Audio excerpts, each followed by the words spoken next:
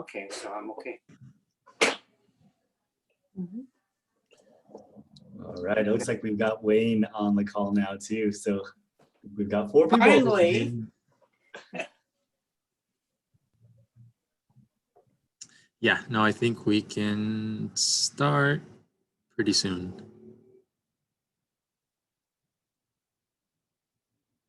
Let's give Wayne a little bit more. Paul is joining the call as well.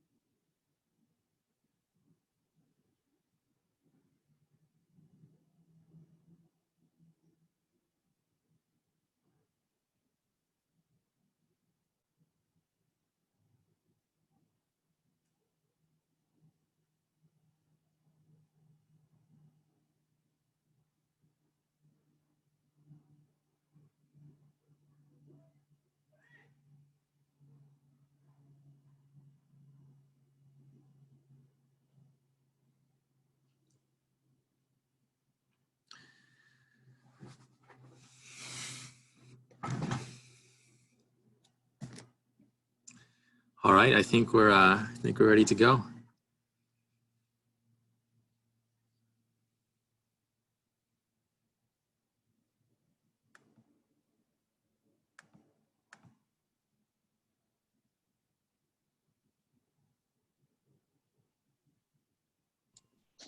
Am I good to call roll call? Yes, please. Ana Hurtado. Paul DeWorkin. Here. Brando Sención. Jessica Carrasco. Abel Sanchez. Here. Frank Barba. Here. Wayne Hashibara.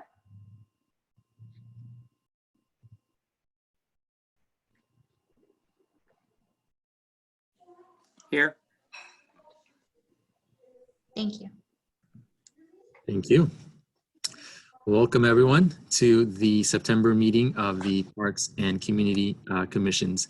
Now I'm going to ask us all to join me in pledging allegiance to our flag. Ready? Begin. I pledge allegiance Allegiance to the flag of the United States of America and to the republic for which it stands, one nation, under God, indivisible, with liberty and justice for all. All right, moving along. Now we have communications. This is the time that is set aside for members of the general public to address the Parks and Recreation Commission on any item not on the agenda, which is within the subject matter jurisdiction of the Parks and Community Commission. No action or discussion shall be taken on any item presented except that any commissioner may respond to statements made or questions asked, or may ask questions for clarifications. So, and we're also gonna ask all speakers to please announce your name and address in order to obtain an accurate record for the minutes. Do we have any members of the public that would like to make a comment? Can I just make a suggestion first? Do you want to have Desiree go through the instructions for the attendees? Yes, please. Great. Yeah, thanks. Thanks for the reminder. No problem.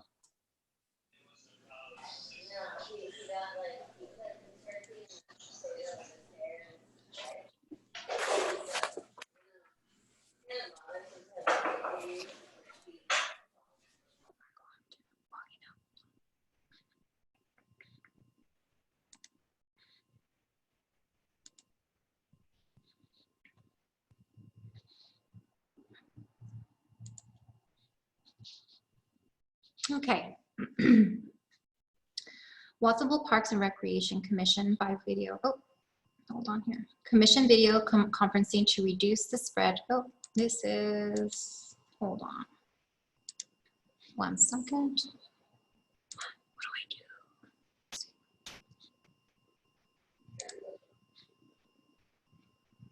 I do? We did.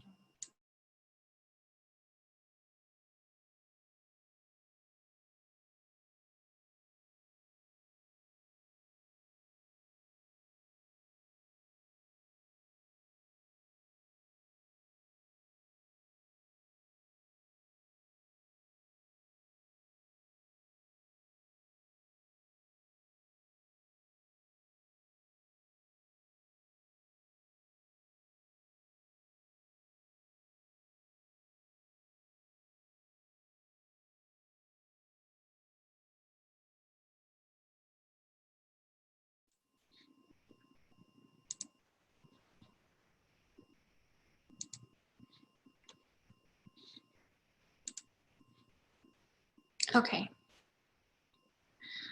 Okay, so Watsonville Parks and Recreation Commission meeting.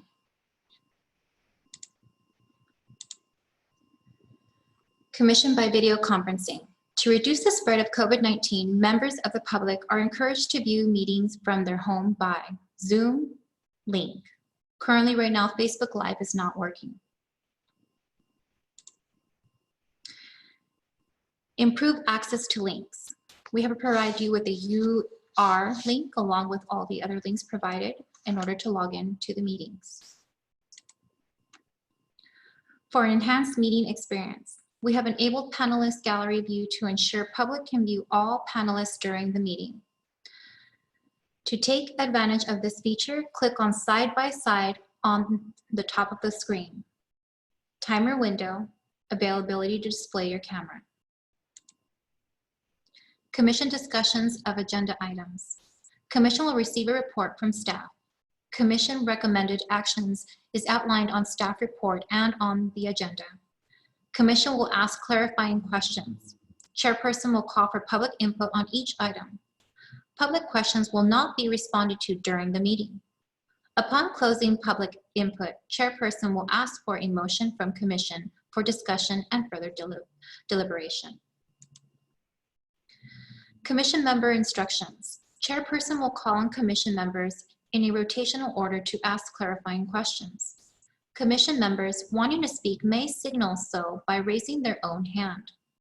After clarifying questions and public input, Commission will be able to continue discussing items upon being called by the Chairperson, also in a rotational order. Instructions for public input. Member of the public will have 3 minutes to speak on any items not on the agenda at the beginning of each meeting. Public will also have 3 minutes to address the Commission during public input for each item discussed on today's agenda. Parks and Recreation Commission Secretary will announce time for public input during each item. Please enter your full name in Zoom. Let the Secretary know if you would like to enable your camera when you first start speaking. Announce your name and address. Minimize background noise. Pay attention to the timer displayed on the screen. Raise your hand to speak. On a computer, click raised hand at the beginning of the public input. The Secretary will unmute your microphone and allow you to speak. If you are calling in via phone, you are not able to unmute your phone unless you have raised your hand. To raise your hand, press *9 on your phone. We thank you for your cooperation.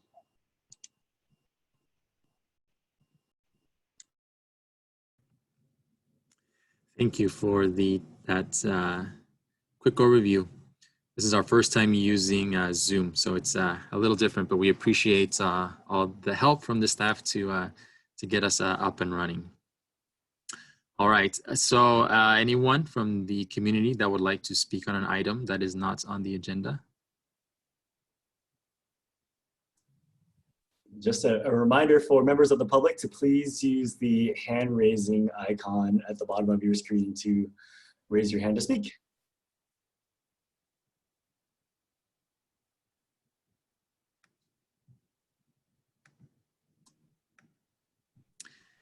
If not, do we have any oral communication from the commissioners? I want to start by saying welcome, Frank. Good to have you on board. We look forward to getting to know you and working together as a commission. Thank you. I'm excited to be here with you guys and join the commission here for Parks and Recs.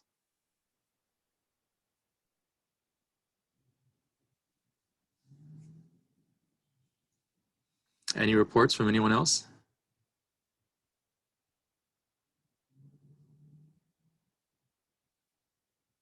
Okay, moving on. Directors' reports. Good evening, everyone. I have a few things to report on. Just wanted to also echo Abel's sentiment in welcoming Frank to the Parks and Recreation Commission. Welcome aboard to your first meeting.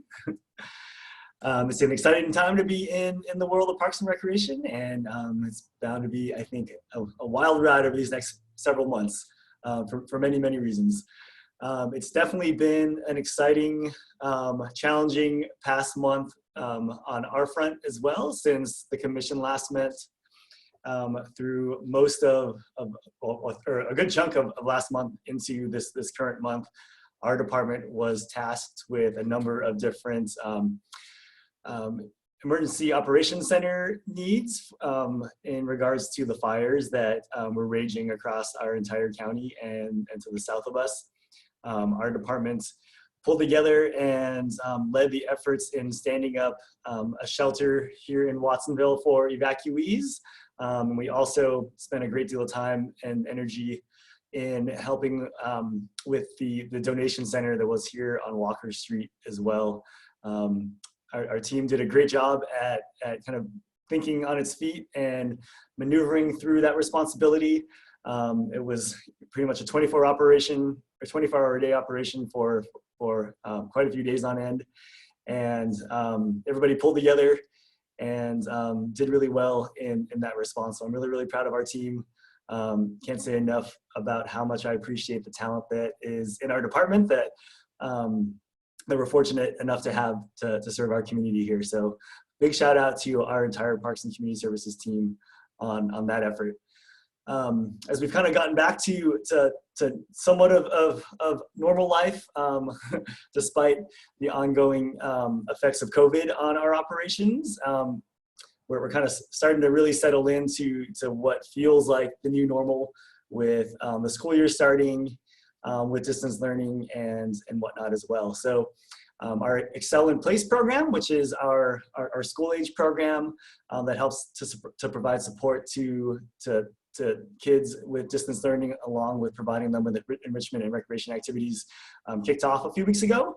And Imelda is going to talk a little bit more about that when we get to her presentation on our summer programs. But that program is up and running, and we're serving a great number of kids who have been in need of that support through distance learning and access to the internet and so forth. So that's been going really well. Also want to report that I'm sure many of you have heard that the school district or the board of trustees a few weeks back adopted a joint use agreement with the city of Watsonville to provide access or community access to 3 school sites in Watsonville, namely Ansaldo, EA Hall, and Radcliffe.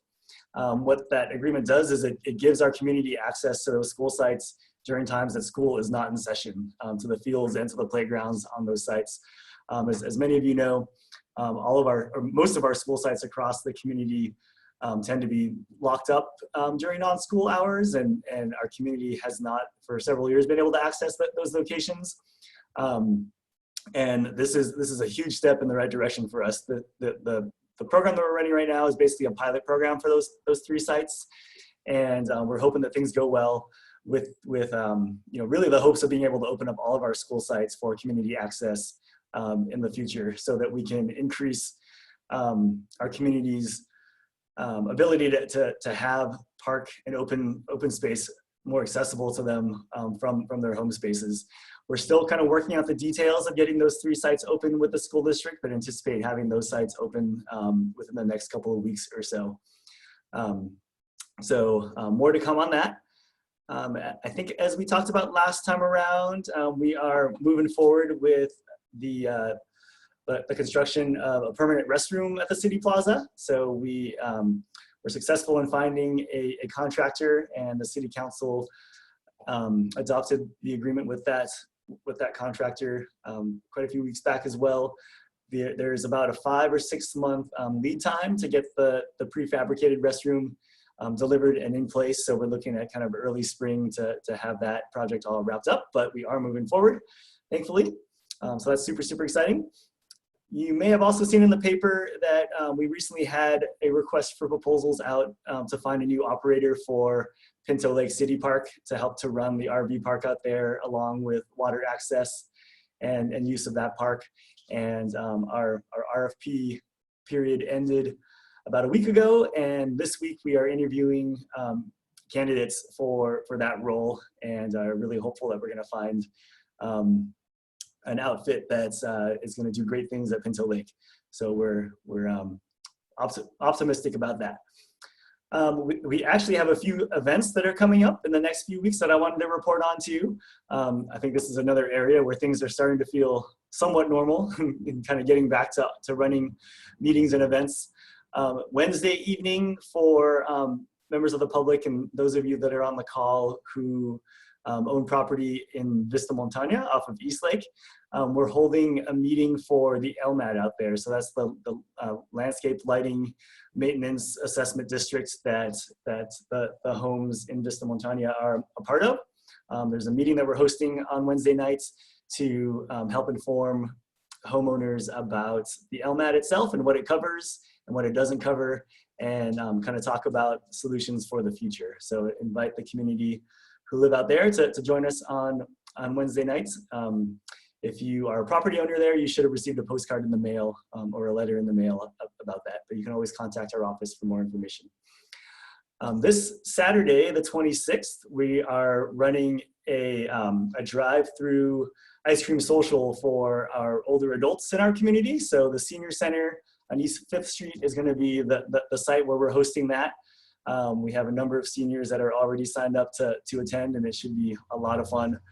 So please help us spread the word on that if you know of seniors who'd be interested in participating and want to drive, parents, grandparents through, or attend yourself. Please feel free to come by. We'll be there from 12 to 3 this coming Saturday. So come on out and have some fun. On October 6th, we are going to be celebrating National Night Out. As many of you know, National Night Out usually takes place in August, but many of the National Night celebrations across the country were canceled this year due to COVID. And the National Night Out's parent organization has been asking communities across the United States to celebrate National Night Out instead on October 6th, kind of taking the lead of what the state of Texas has done. So most jurisdictions in Texas are celebrating on October 6th. So they're trying to get everyone else around the country to do the same. So our Police Activities League, with the help of some of our other recreation teammates, are planning some fun things for October 6th. There's going to be a series of safety videos that are going to be released that day in celebration of National Night Outs. We're going to have some virtual contests, and then there'll be kind of some limited in-person activities that are going to be taking place around town as well. So more to come on that. Just keep your eyes peeled for posts on social media for the fun and excitement that's going to be around that event. We are also working on making plans for Halloween as well, to host a drive-through Halloween event. More details on that to come as well. It's kind of still in the making, so I don't want to say too much about that, but I think there's kind of an overall fear that Halloween just isn't going to be the same this year with all of the social distancing protocols that are going to be in place and whatnot. So we're trying to develop an event that will be fun for our young people in our community, to try to have as good of a time as we can without the regular trick-or-treating hoopla that normally happens on that night. We're also in the works of planning some fun things for Thanksgiving and the holidays as well. When we get to our Parks and Recreation Commission work plan, we could talk a little bit more about special events, because I'd love to pick some of your guys' brains about your thoughts and ideas on some things we can do for the holidays in this kind of virtual world. The last thing that I have is an update on the pump track at Ramsay Park. And I'm actually going to turn things over to Ben, our assistant director, and he's going to talk a little bit about the plans that are going to City Council tomorrow night. So take it away, Ben. Thanks, Nick. Good evening, everyone. Good to see you tonight. So I'm just going to show you a real quick presentation on the Ramsay Park pump track, which is a nice project coming around the corner here.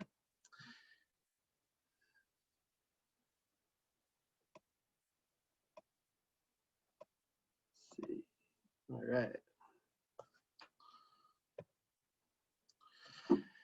So you probably have heard of a bicycle pump track. You know, they're kind of in different parts of the county. There's one in Santa Cruz, city of Santa Cruz. There's one in at least two in the county of Santa Cruz parks. And they're becoming more and more popular. And to kind of start the story of the Ramsay bicycle pump track project, we got to go back to the beginnings of our new skate park at Ramsay Park. So when we built that skate park, the brand new one on Main Street, we abandoned the old site, the old skate park towards Soccer Central. And over the years, we've been exploring, what do we do with that site? There's not a need for two skate parks, so that space you know, could be better utilized as something more than what it is currently. Right now it's still open for the public and everyone uses the old ramps, but it's a good space to develop something. And what happened a few years ago was the Mountain Bikers of Santa Cruz, which is an organization that builds trails and does advocacy, designs tracks for mountain biking, approach the city of Watsonville and they say, hey, Watsonville, why don't you guys have a pump track? And we were, you know, open to the idea, but not entirely, knowledgeable as to what it was, first of all, and why we needed one. And through getting to know this organization and kind of seeing some of the work they've done, we started to, like the idea of having a bicycle pump track, especially because the skate park at Ramsay is not, we don't allow bicycles in the skate park. We could allow bicycles, but the fact is that because bikes are bigger and because that skate park is all concrete and was really designed for skateboards, bikes can cause a lot of damage to the concrete. Especially the kind of like trickster bikes that people like to ride doing jumps and that kind of thing. So there was kind of a unmet need for people that like to bicycle to, have a facility that they can enjoy. So Santa Cruz Mountain Bikers, they worked with the park staff and they worked with the mayor, Councilmember Hernandez, the mayor at the time, to kind of explore, like, would you be interested in this idea? Where could we possibly do it, and like how can we make this work? And you can imagine the number one thing was cost for us. So we didn't have the funds to develop this basically a capital project. So they proposed to build and maintain the track, and we're going to go out and get funding for it. And we said, hey, if you can get funding, that would be great. Then we will support you and go out to the community to just, make sure we vet the idea, and just make sure that it's going to work in our town. So what we did was we initially went to the Parks and Rec Commission in 2017 and just asked for the commission's go ahead to explore the idea. The commission at the time was, supportive of the idea, which was for the mountain bikers to fund not only the construction, but also the maintenance of the track. They do it through donations, volunteerism, and contracted labor, and coordinate with city staff, city park staff, to basically maintain it over the lifetime of the track. A lot of their tracks that they currently have built with the county parks and the city of Santa Cruz, for example, have been built and maintained in coordination with the cities and the county agencies. So they're kind of experienced with working with different agencies. We looked at a bunch of different sites. In the beginning, we weren't entirely sure that the old skate park location was the best site, but it was always a candidate. There were other sites, kind of unused open space areas nearby Main Street, but the fact was that the old skate park was going to be the easiest to develop. The other sites, like there was one section to the east of the Ramsay soccer field that was a potential candidate, but that was in a floodplain and was going to have to, you know, it was going to involve a lot of regulatory red tape. And so for different reasons, we decided that the old skate park was probably the best site. It already has lights. It's already in the park. It's got access to it. It could be, you know, modified a little bit to accommodate a pump track, because it's not, you know, big enough ideally for a pump track, but that's where we get creative in the design, which I'll show you later. And so we kind of landed on this idea. Okay, we got the site. It's doable. The mountain bikers are going to go out and get funding. But we really, you know, of course, got to make sure that the community buys into this idea, because you know, this can't just be our idea. You know, so we, during the Parks and Recreation strategic plan process, we included that idea of turning the area into a pump track from the very beginning in the community meetings. You know, we had known just kind of through interactions with the public at the park that that would be a pretty popular idea to have a bicycle track.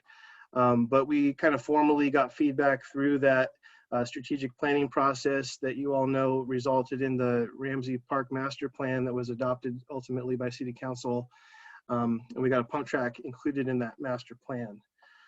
And so on the master plan, it shows that the pump track is going to go right down there in that next to the soccer central complex, right there next to the softball field too, kind of sandwiched right between, and basically in the same location as the old skate park. And so what we then did was kind of like worked on, you know, the fun stuff, the kind of the agreement with mountain bikers over the next 6 months, a year, while they tried to get, you know, all the funding needed to complete the track. And it's taken a couple of years for them to get funding, first of all, and for us to kind of work out this arrangement, which is going to be a pretty unique partnership with a group that kind of operates a facility, and that we also help maintain that facility. So it's a very collaborative endeavor. The biggest thing holding us back was still the funding. And finally, recently, I think earlier this year, we heard that they got a private donation of $200,000, which was basically going to cover the track. We, you know, envisioned contributing a little bit to help set them up, like tying into utilities and maybe doing some demolition work, but definitely did not have the resources to help fund it. So the fact that they were able to get the funding was, you know, basically made the project. And so after that, we then developed a real construction document, a real concept plan showing the actual track itself, which is what you see right before you. And so this was developed by Zach Wormhout, who is he's a landscape architect, but he's also our designer of our new skate park. And he's you know, basically world renowned. There's not a lot of skate park designers, and he also does pump tracks. And so Mountain Bikers of Santa Cruz got Zach to work on the construction drawings. What you see here is a conceptual layout. Basically, the idea is to have multiple tracks going at the same time, different skill levels. So, you know, people with beginner skills can ride alongside someone with intermediate skills. So I think there's basically 3 tracks within this layout, and it expands the footprint just slightly beyond the existing asphalt area. It goes up on the hillside just a little bit to get a little bit of natural sloping action that adds to the you know, the coolness of the design overall. There's going to be kind of like a little curvy natural ramp up at that side of it, going along with the made platforms. And between the track are these swales for water to drain that are going to be landscaped, and there's going to be landscaping all around the perimeter of the track as well. Handicap access, existing lights are going to remain. There's going to be security camera infrastructure and cameras installed as well. I'll show you a few more pictures on the design. But just quickly, just on the proposed scope, timeline, and funding. So basically, the nuts and bolts of it is that MBOSC will enter into an agreement with the city, a contract, a construction and maintenance contract, to build and maintain the pump track. We will maintain the landscaping only, and the utilities, kind of the perimeter grounds that we already do. And once the track is completed, Mountain Bikers is going to donate the track to the city per the agreement. So the city will maintain full ownership of the track. And we're pretty close to starting the project, kind of pending city council approval and permitting. The plans are going through permitting right now.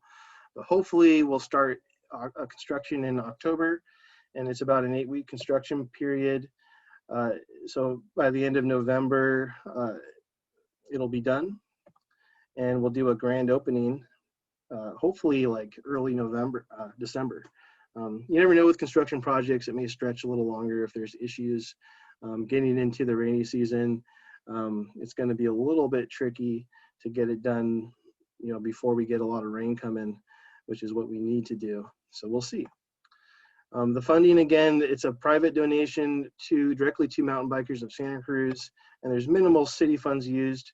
We're doing some site prep, removing some hazardous trees. There's going to be some irrigation tie-in work that we'll be doing using operating funds for that.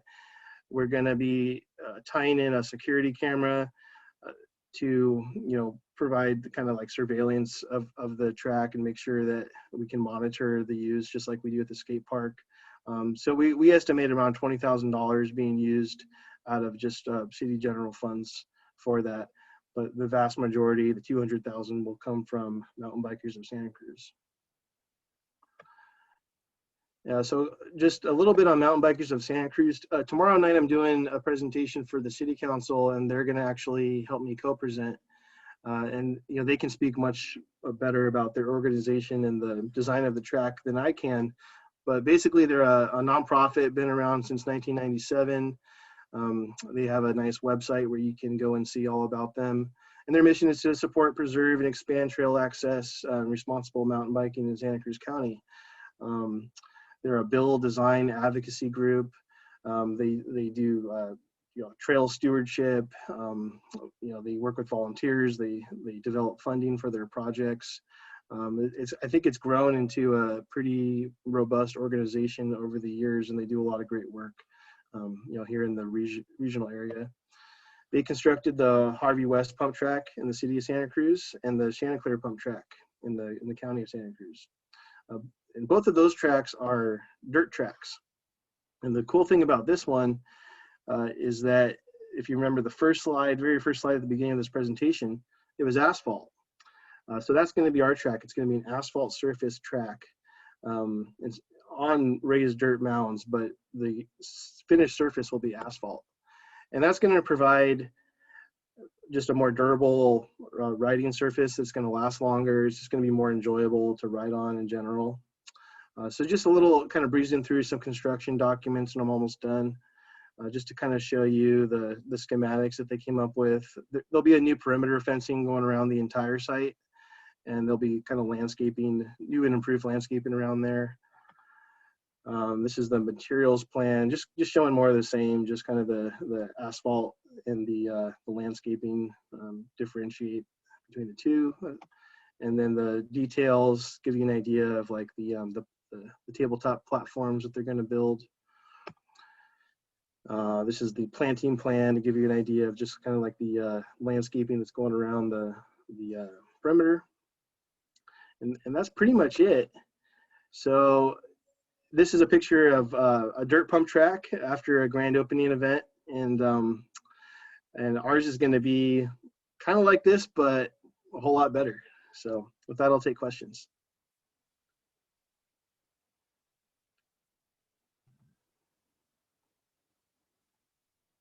Any questions from the commissioners?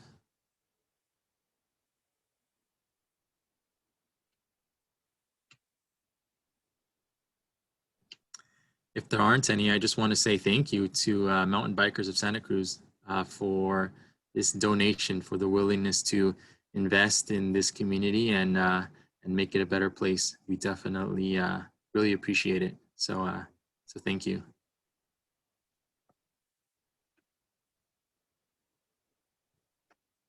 Yeah, we're definitely appreciative of that organization and look forward to working with them long term.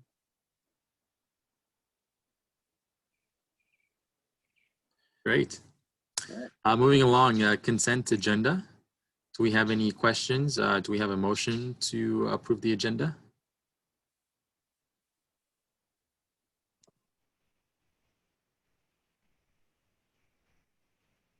Does anyone want to make a motion to approve?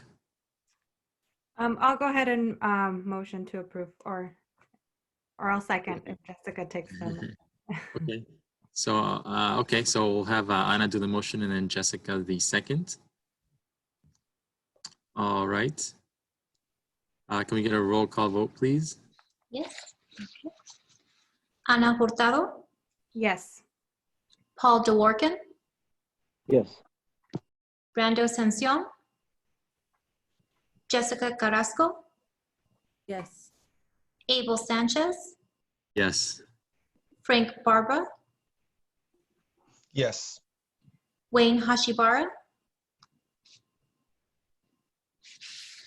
Perfect. Yes. All right, moving along, we have the Summer Camp 2020 report.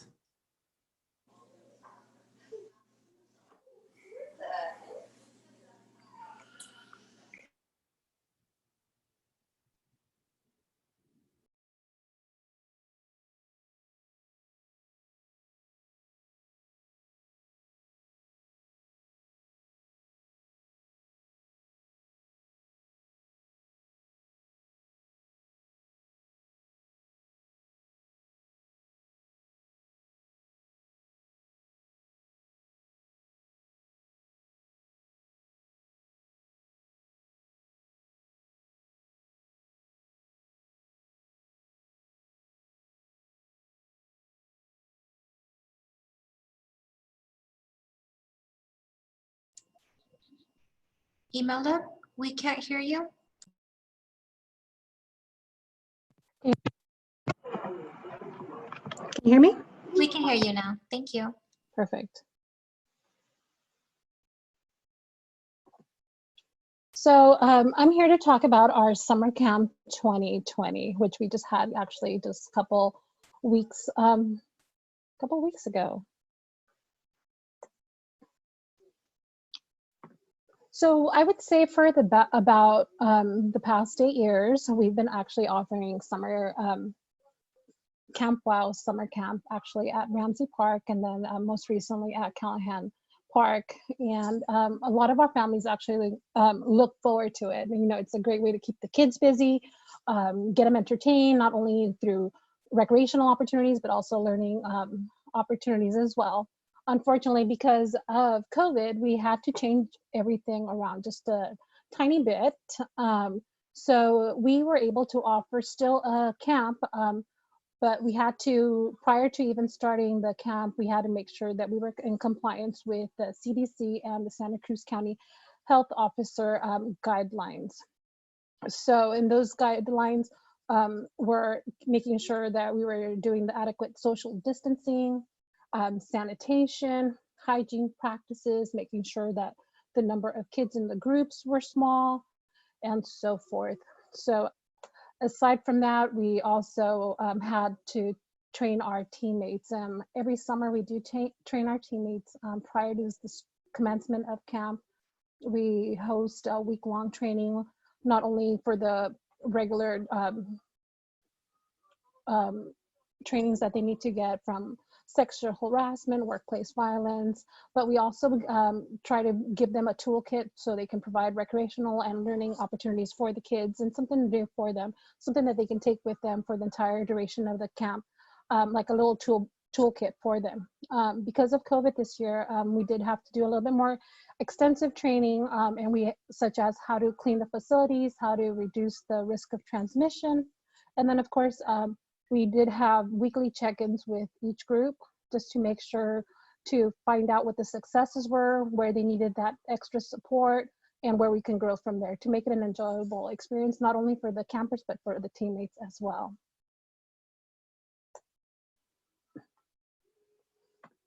So this year, we ended up doing a collaboration with the County of Santa Cruz Parks Department, and they're actually the ones that kind of took the lead in terms of taking the registrations, and just we were just the ones placing the kids in our camp.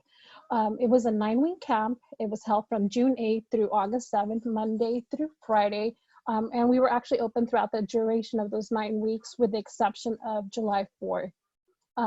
It was for ages 5 to 18 years of age. And we did have 7 sites. We had Callahan Park, the Science Workshop on 2nd Street, the Youth Center, and both PAL sites, which was the Davis and Rodriguez. The Davis site was actually for our teens, and Callahan Park, as well as the Youth Center, actually hosted 2 groups. And each group actually had 12 participants. This is for compliancy reasons. We had no more than 12 kids per group, and then 2 teammates at a time. And that's actually for us to just be in compliance with the guidelines that the CDC and the county health officer provided to us.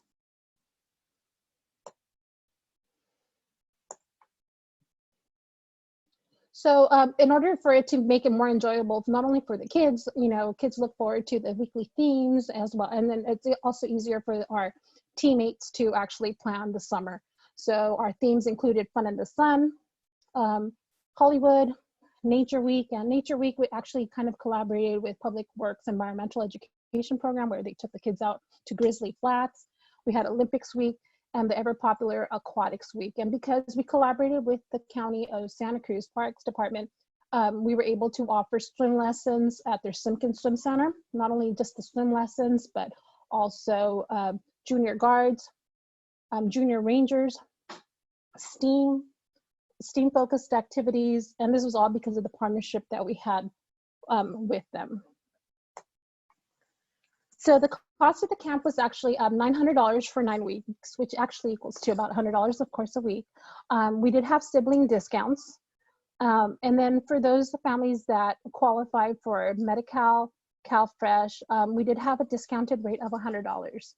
For those families that wanted to still participate but weren't able to pay the fee, we actually offered also scholarships via the Friends of Parks and Community Services, as well as the Watsonville PAL. And out of all our 72 youth, 31 of them were through scholarships that were able to participate. And in terms of our expenses, those were all included. We in our adopted fiscal year budget for the year, and the county, because of our collaboration, they were able to help subsidize the program as well through our partnership that we had with them.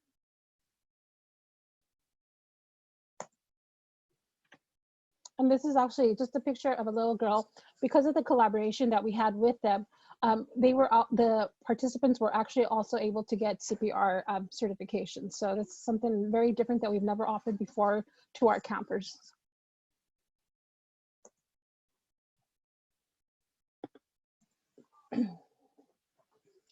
So at the end of the camp, we actually sent out, sent out surveys. We did it via email as well as paper.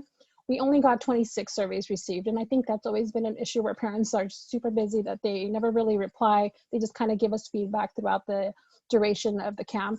And our survey actually just asked questions such as, you know, if they were satisfied with the measures, the safety measures that we implemented to prevent COVID, and that included having the small groups, social distancing, disinfecting through the equipment after the usage of the group, having the face covering, the curbside drop-off pickup, and that was basically having the parents call, never coming into the facility.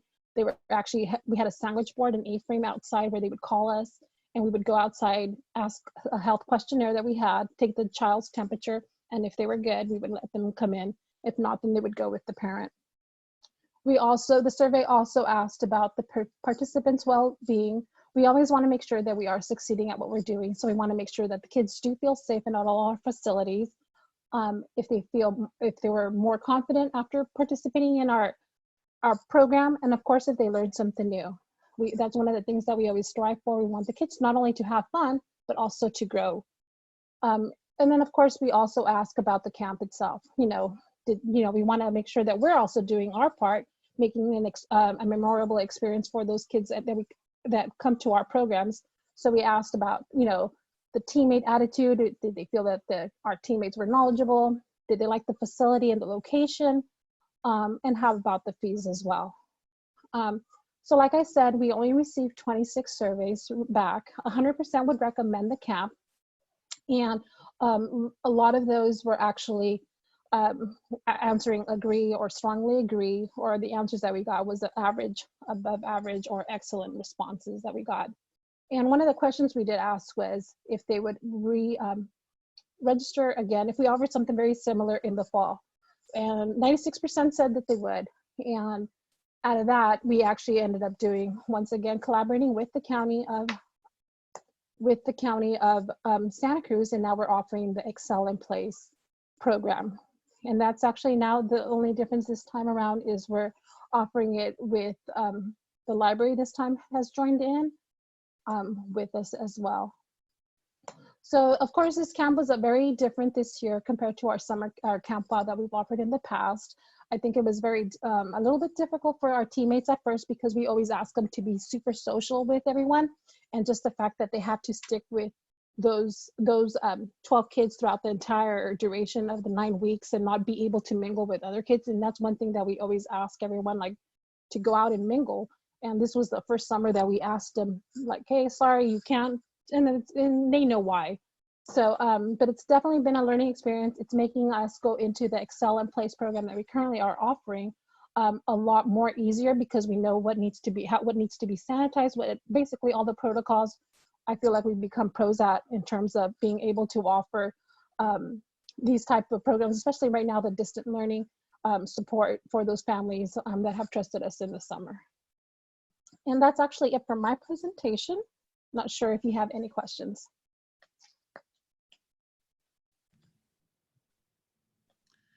Thank you, Imelda, for the presentation. Questions, comments, thoughts from the commissioners? Paul? Hey, yes, I had a question as to, I understand you guys had a partnership with Simpkins Swim Center, but why wasn't or if it was, why wasn't the Watsonville High School pool available and open, seeing as how now we got the school fields for community use? Just wondering why the pool wasn't used as well. Nick, feel free to jump in. I can take that, yeah. So the use of our use of the pool at Watsonville High is pretty complicated, namely because we run a seasonal program out at the high school. So with all of the school sites shut down, especially through the summertime, it was, I think one kind of a challenge to figure that piece out with the districts in terms of getting access to the pool.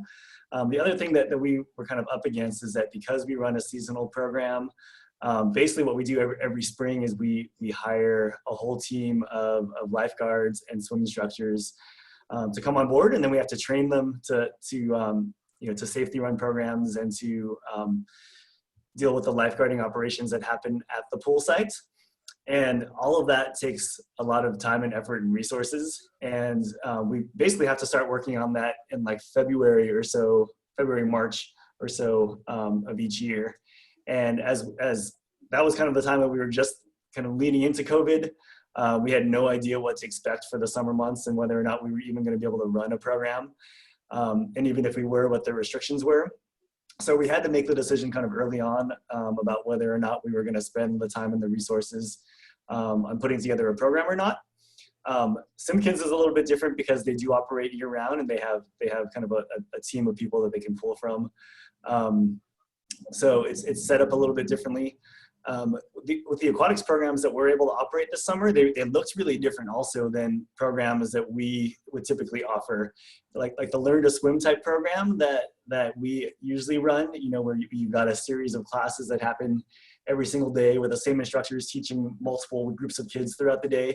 A system like that just wasn't allowed to happen throughout this summer.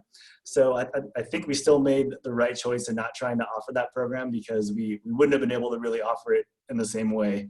The reason that Simpkins was able to operate and take the kids that we had was because they assigned instructors that were specific to those groups that we had in summer camp.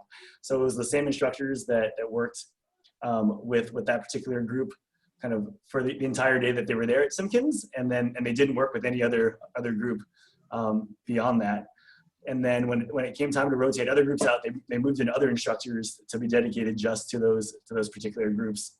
And so the lessons that or the swim lessons that Simpkins offered throughout the summer too were basically all just private or semi-private lessons.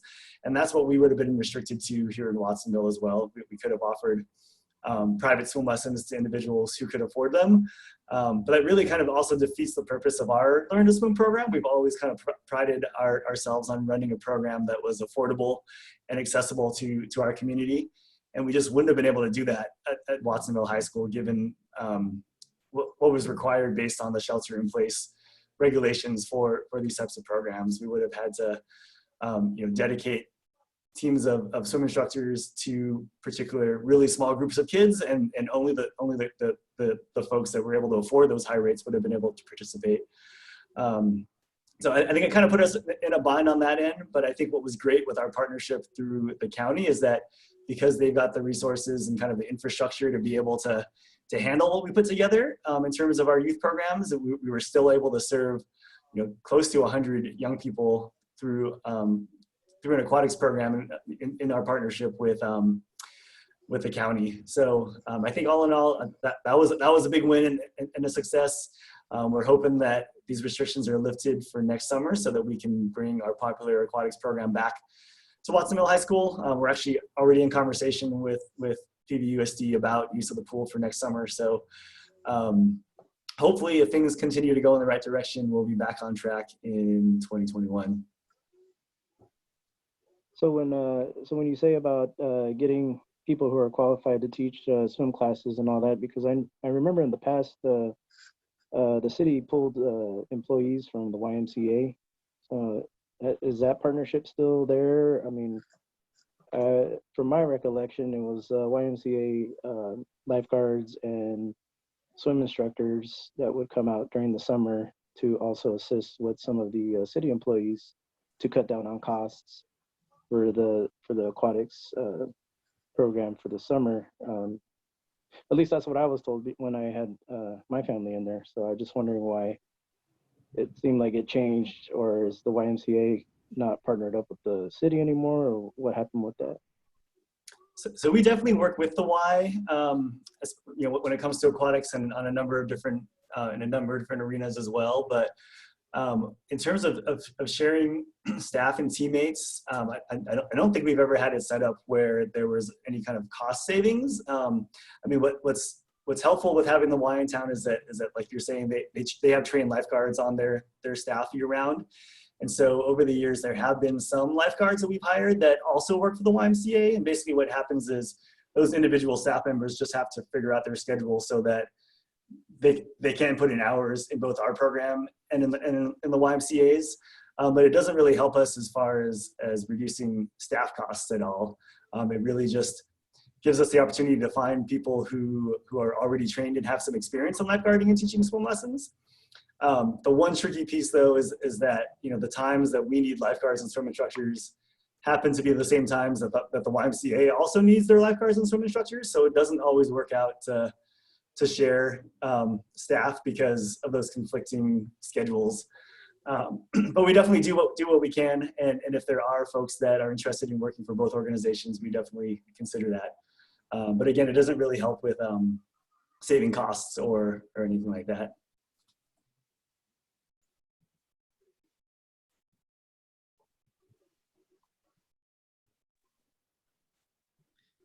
Any other questions or comments?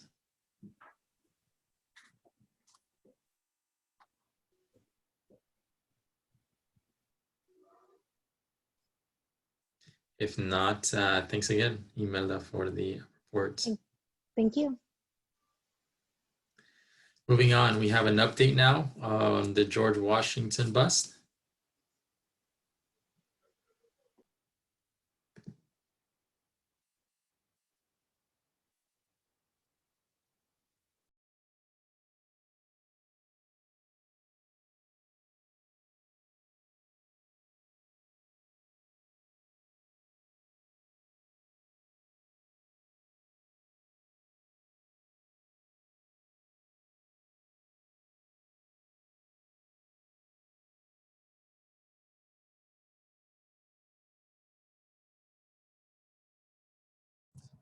All right, here we go. So, so tonight's report on the George Washington bust is simply just that. It's just an update report on where we are in the process of navigating through this unique conversation that we're having with our community.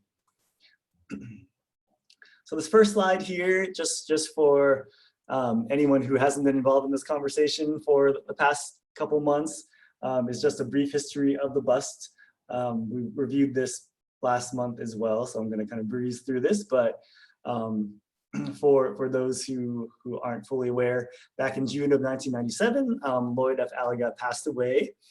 And in May of 1999, through the will, or the last will and testament of Mr. Alaga, the city council accepted gifts of $100,000 for the bust of George Washington to be placed at the city plaza, with the remainder to be used to help to restore the historic fountain, and an additional $200,000 gift for library reference works.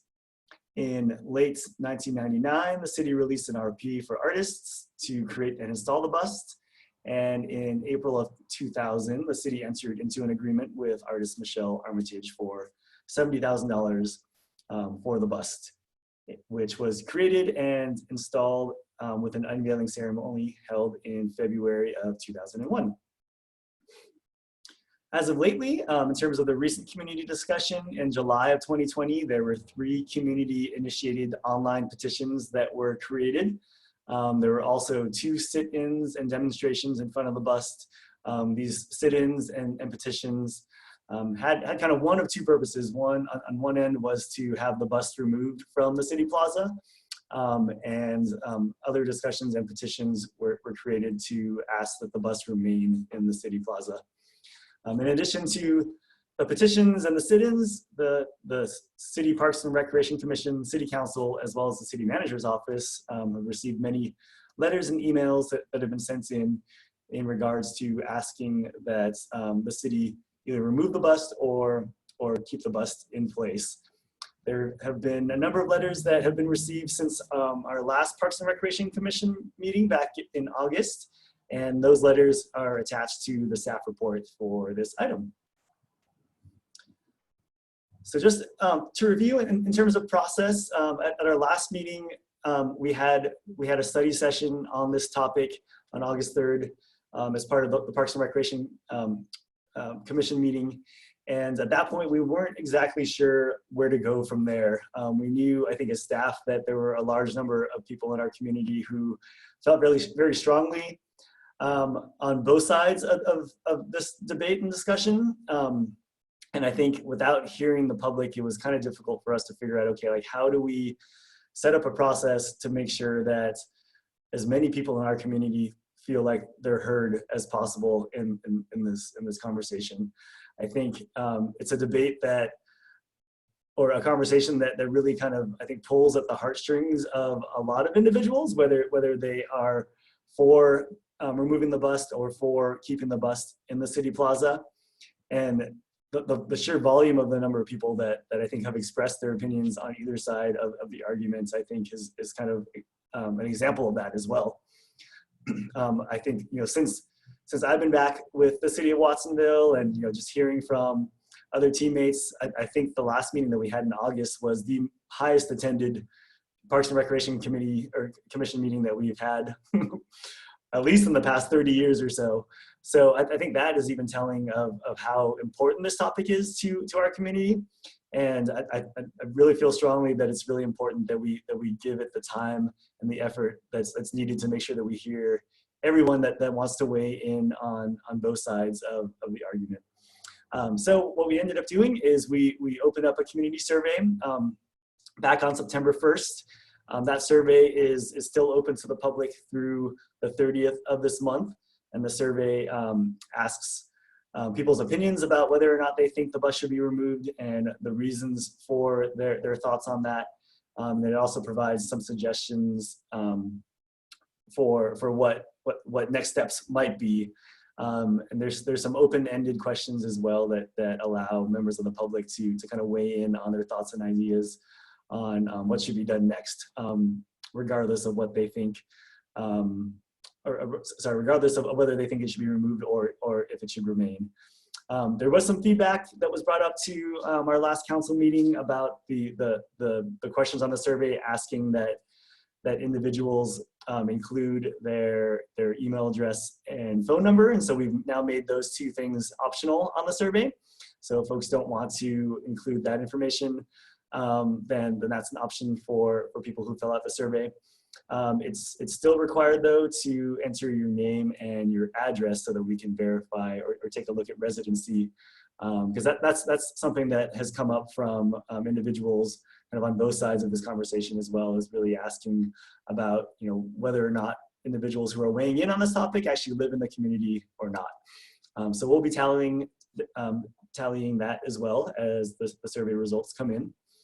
I'll talk a little bit more about that in just a little bit. So today, September 21st, we're updating the PRC on where we're at. On October 20th, we have a town hall meeting that is scheduled, and I'll talk a little bit more about that. And then on November 2nd is when we'll bring a number of options back to the PRC for consideration and action. Okay, so to get into the weeds a little bit further, our community survey again is open through September 30th. I definitely encourage everyone to pass this information on to those who are interested. For those who are following along on this meeting, the QR code that is on the screen here, you can put your cell phone right up to it or your smartphone right up to it and open up your photo app, and it'll take you directly to the survey. If you want to screenshot this, or so you can pass it on or keep it handy, that's definitely an option for you. To date, we've received over 900 responses to the survey, and we still have about close to 10 more days left for that survey to remain open. So we anticipate that by the end of this, we'll have likely over 1,000 responses to the survey. So again, that's open until the end of the month. In terms of updates regarding petitions and correspondence, there are 3 petitions that we are aware of that are on various petition platforms.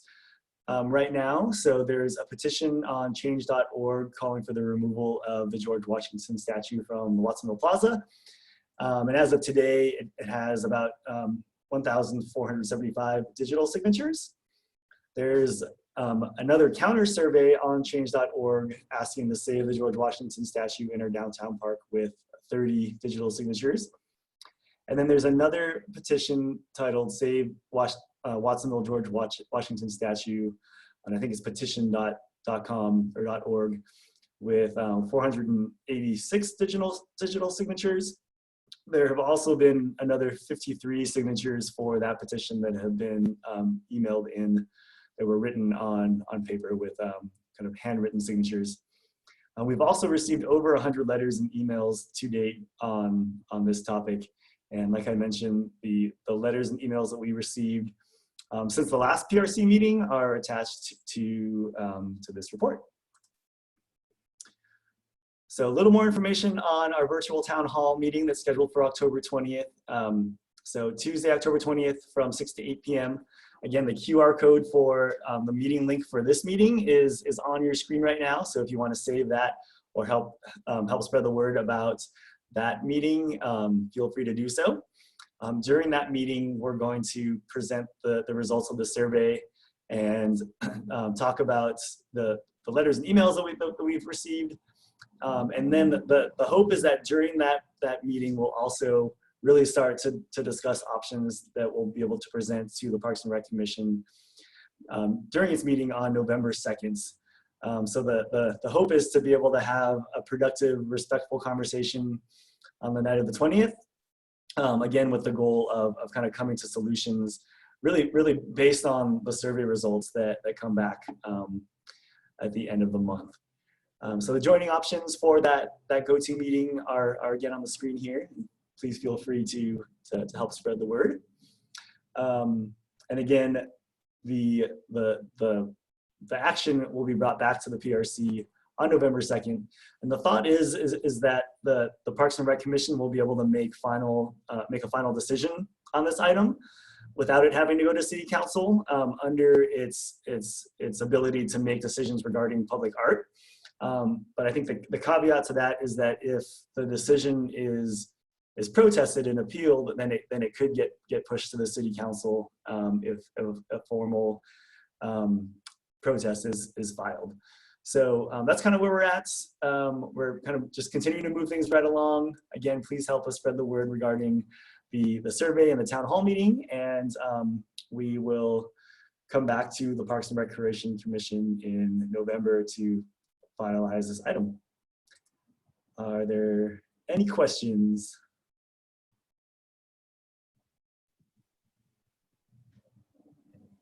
I have a quick question, Nick.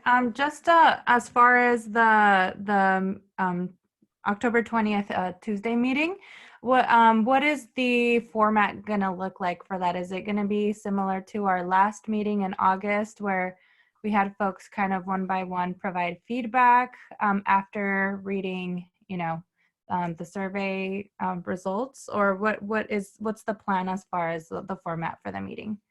Yeah, the hope is to keep the conversation kind of similar to our last meeting. We're not going to be using the platform that we're using tonight with Zoom webinar, just to keep the conversation more kind of similar to an in-person town hall meeting where individuals can kind of more freely chime in versus being set apart in kind of a separate Zoom room away from the panelists. I mean, we're going to try to lay out some ground rules at the beginning of the meeting to try to keep the conversation respectful and make sure and do the best we can to ensure that folks are allowing other individuals to speak and speak uninterrupted and whatnot. But that's really the hope is to kind of conduct a conversation in a similar format to our last meeting. But hopefully, with a little bit more information on hand, knowing that over 900 people have chimed in on the survey and that about 200 people attended the last Parks and Recreation Commission. I mean, what's great about the survey is it allows us to kind of cast a wider net and get a broader perspective from our community beyond folks who who were able to or not able to attend our last meeting. So having that data and that information, I think will hopefully help drive the conversation in a way that is kind of more data driven. Thank you.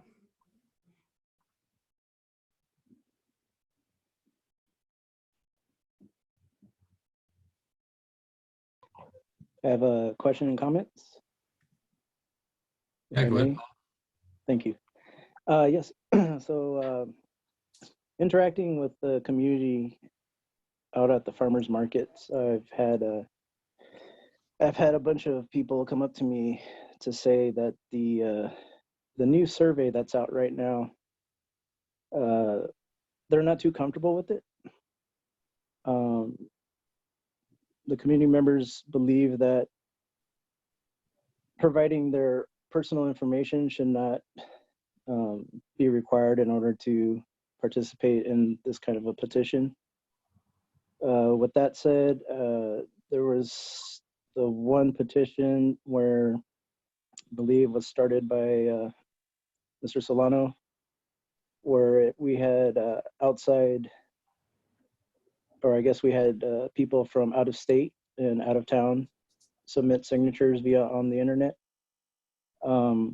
And then at that time, people were wondering if that was fair or not, or if that should be the case. As a commission, I think we should probably think about maybe redoing this petition leading up to this meeting. Maybe take out the part where you have to submit your personal information and just maybe put a question that says, do you live in Watsonville or don't you? And then that'll determine the data of who's who, what's what. So that way people feel more comfortable being able to provide feedback on the situation at hand without feeling the fear of, oh, this person knows where I live now or something, and will there be repercussions? You know, I mean, Watsonville's a small city, but we are a tight group, and we do look out after each other. And these are concerns that were brought to me, and I figured I'd, you know, bring them up here in this meeting. See what you guys think.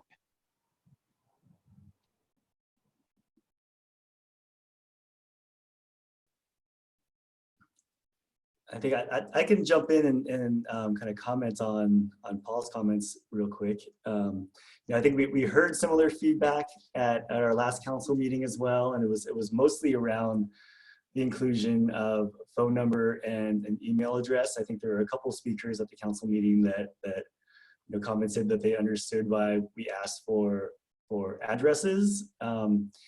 You know, really without the addresses, it's hard to, or it makes it harder to truly verify whether individuals who are filling out the survey are actually within the community or not. You know, just by asking for, you know, whether or not people who are responding to the survey live in Watsonville or not, you know, kind of leaves it open to people not being entirely truthful to that question. Because, you know, we definitely debated that before we put out the survey as well. Like I mentioned, we did change the survey slightly and made email addresses and telephone numbers optional instead of making that a forced response.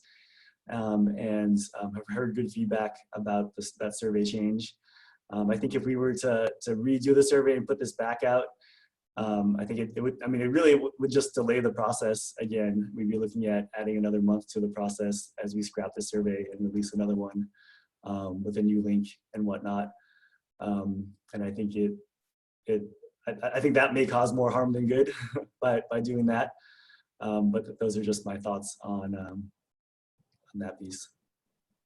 Okay, so with that said, should we as a commission even consider that petition that started by Manny Solano with the people that have signed that don't live in town? I mean, should that even be considered at all then, if that's the case?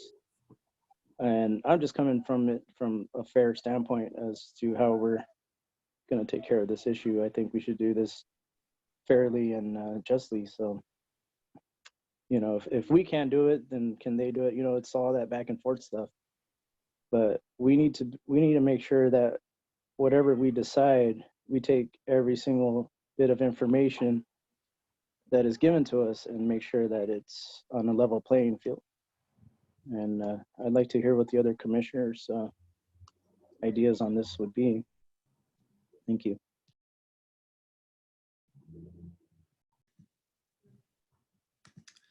I forget the exact verbiage that was used for the survey, but did we mention there that it was confidential, that anything there shared would be kept between the Parks Department, not necessarily shared, made public? There is a disclaimer on that question that says that we are asking for that information for residency verification purposes only, and that it won't be shared with anyone beyond city staff who are analyzing results of the survey. Yeah, it's challenging because how do you find that balance, right? It's on one end, you know, you want people to be able to express themselves openly and not fear any repercussions. And then on the other hand, you don't want to have so much anonymity that the same person can spam it and send 10, 15, 20, you know, of the same viewpoint. So how do you really find that balance? I think isn't really that easy. Unless anyone has any opinions or ideas.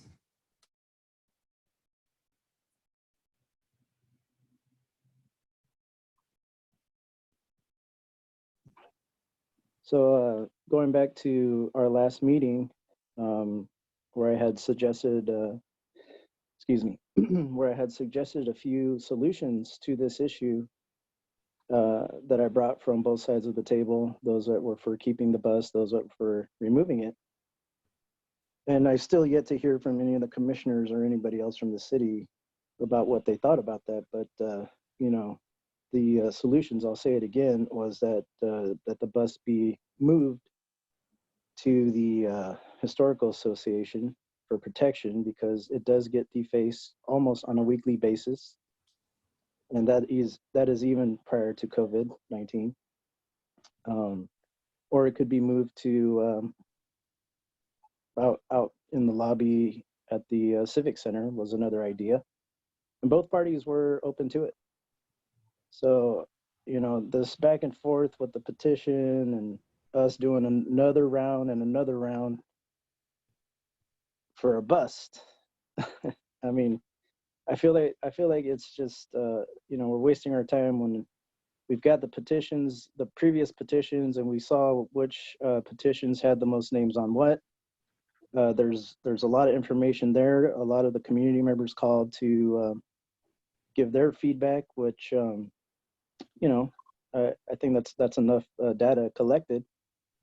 But if we are going to do this, I think we're going to do this the right way and make it so that everybody feels comfortable in participating on this subject, not, you know, having to all of a sudden keep it online when a lot of our residents aren't even online.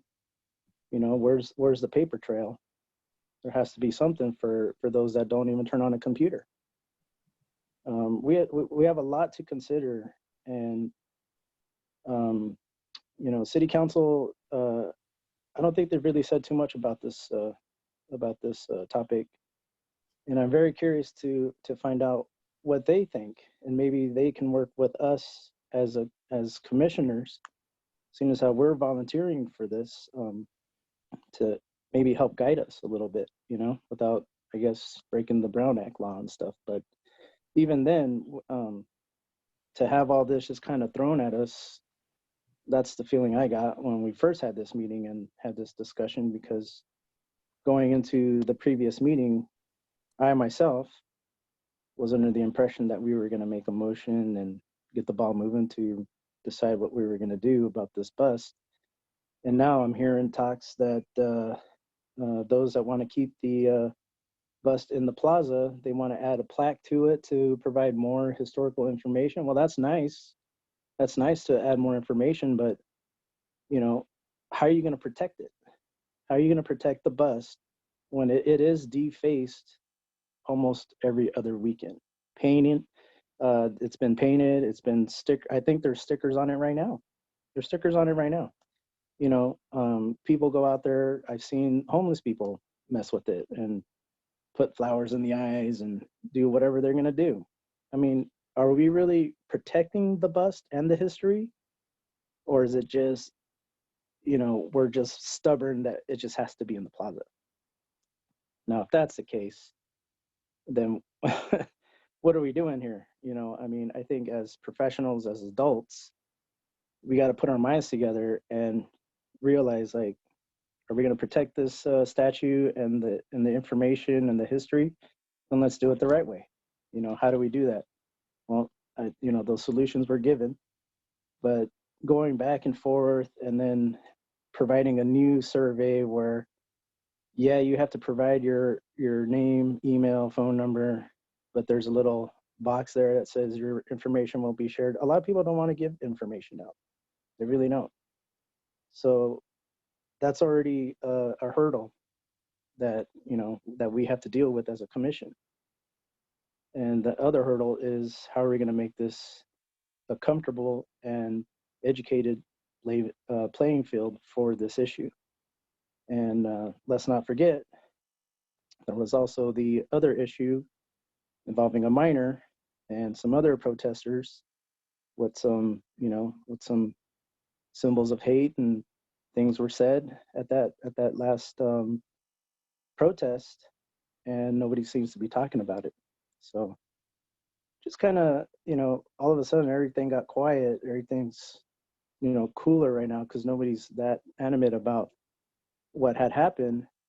And I just don't want people to think that the city and the people that live in the city are just gonna turn a blind eye to it, when we should help each other come to a solution, help each other to live together and, grow together. I think that's super important, especially if we're to be good role models for our kids. So again, I'd like to hear what you guys think about all that. Thank you.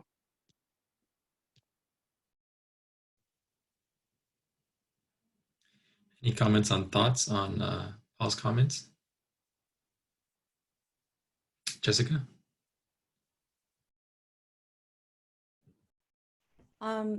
Just to kind of, I agree with some of the things that Paul said. I've had some community members tell me that it's like you said, Abel, we want to make sure that people live here, but at the same time, there's that fear of giving information.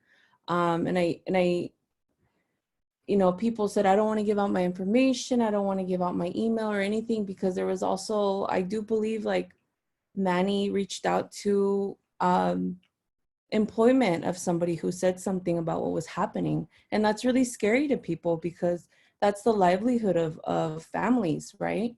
So there's that, but then there's also people signing this petition that don't even live in California, don't even live in Watsonville. So I don't have a solution to that. I just do want to highlight that. That's something that I've been thinking about. And then, like Paul said, there was a lot of stuff that, it's not even just a bust. I feel there was a lot of things going on. There was symbolism, there was things said, which I know is hard to talk about, but how can we create a town hall when things were said, when signs were put? I don't know. It's just something to think about. I don't have the solution. I don't have like the perfect blueprint. It's just something that I want to say out loud. I think it's important to understand where some people are coming from, where they were told certain things, they were shouted out certain things, and that's really hard to be in a room with people who they know didn't say anything when that happened. It's just something to bring up, to keep in mind when we do the town hall or whatever, because it's not just feelings, it's statements, it's, I don't know, it's tough. I've been thinking about this a lot, and I really don't have a solution. It's just something that I had to say, I guess, so. Yeah, no, thanks for sharing. Any other thoughts, comments? Anna? Yeah, I just kind of wanted to echo what Jessica just said, and Paul, as far as, just being torn between understanding the reason why we would want to know, where these petition results are coming from, as well as, folks concerned as far as sharing, maybe personal information.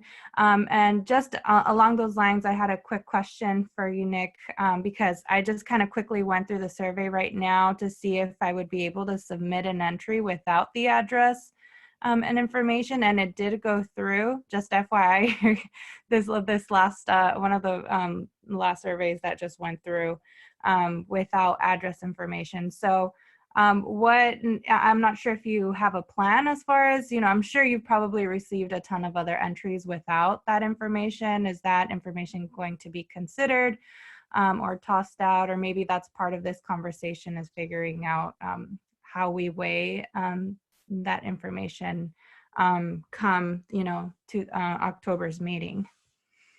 Yeah, I think that's a great question. The way that SurveyMonkey lays it out when you pull the results is that it'll show you results from surveys that were completed fully. So if somebody didn't get to that last question and put in their contact information, then those results can be tabulated separately from folks who completed the entire survey. So we can present it that way as well. We can present the results from residents who completed the survey versus non-residents versus folks who didn't disclose, so that all of those things can be taken into consideration. And I think that that piece, or what we're talking about right now, I think really kind of represents the survey that we put out. I know Paul and others have kind of expressed concerns about residency of folks who have filled out the petitions that are online as well. And those are a little bit more tricky too. The petition that Manny and his group have put out, if you go to the survey, it'll show you what people entered as their residency or their place of residence. The petitions on change.org don't seem to do that, at least from what I can tell. So it seems like the organizers of those petitions would have to send us results of their petitions for us to determine who filled those out and where they live. So it's a totally tricky situation, because we do have kind of incomplete information on some of those. And so I think those are other factors that I think the commission will just have to weigh when the time comes. Okay, thank you. Any other thoughts or comments? Yes, so Nick, this question's for you, sir. I was just curious to know if, I know you sent us an email saying you've been in contact with Manny and his group and the Revolunas. Can you provide us any more information, as like current up-to-dates, as far as any talks between you and them, or the city and them, or who's been kind of manning that part of the issue? Yeah. That's basically been me. After the meeting, the August Parks and Recreation Commission meeting, I reached out to both Manny Solano and Revolunas as kind of being the authors of the larger petitions that kind of gained the most signatures. And we kind of started the conversation in a couple different ways.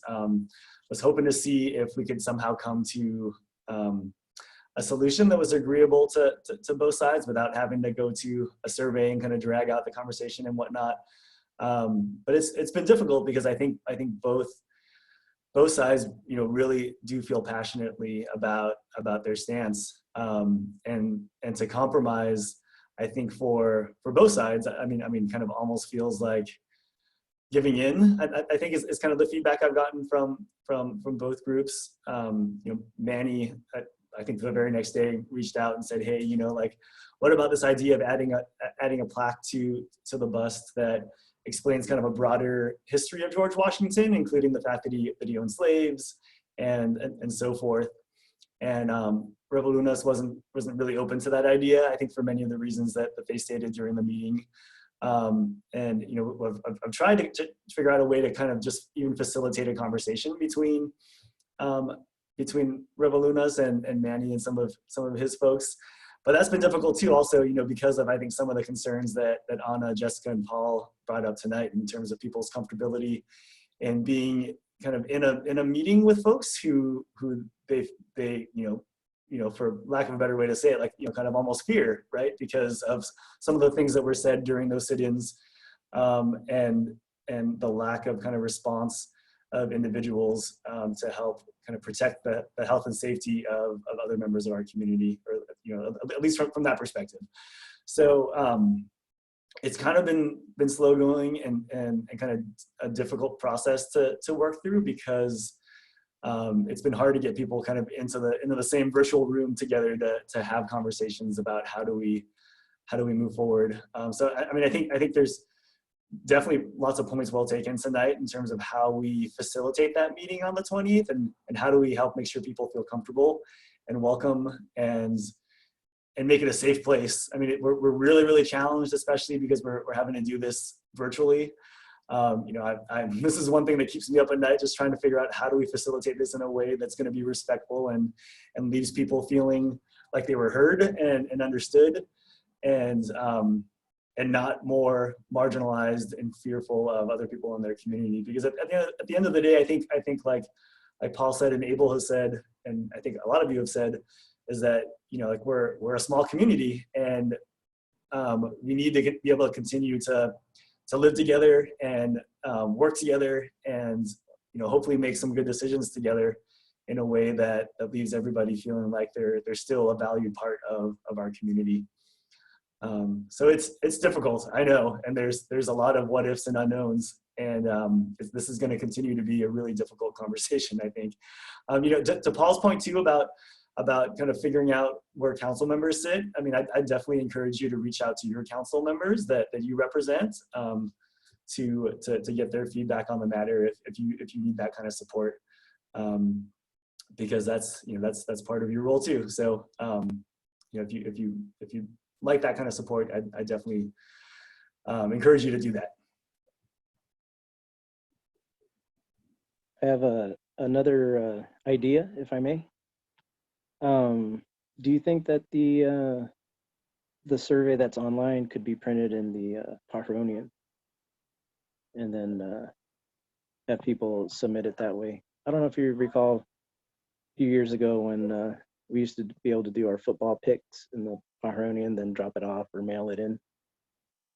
That could work. I'm just trying to see how we can include everybody, you know, people that know computers, people that don't know computers. How do we get everybody involved on this? Thank you.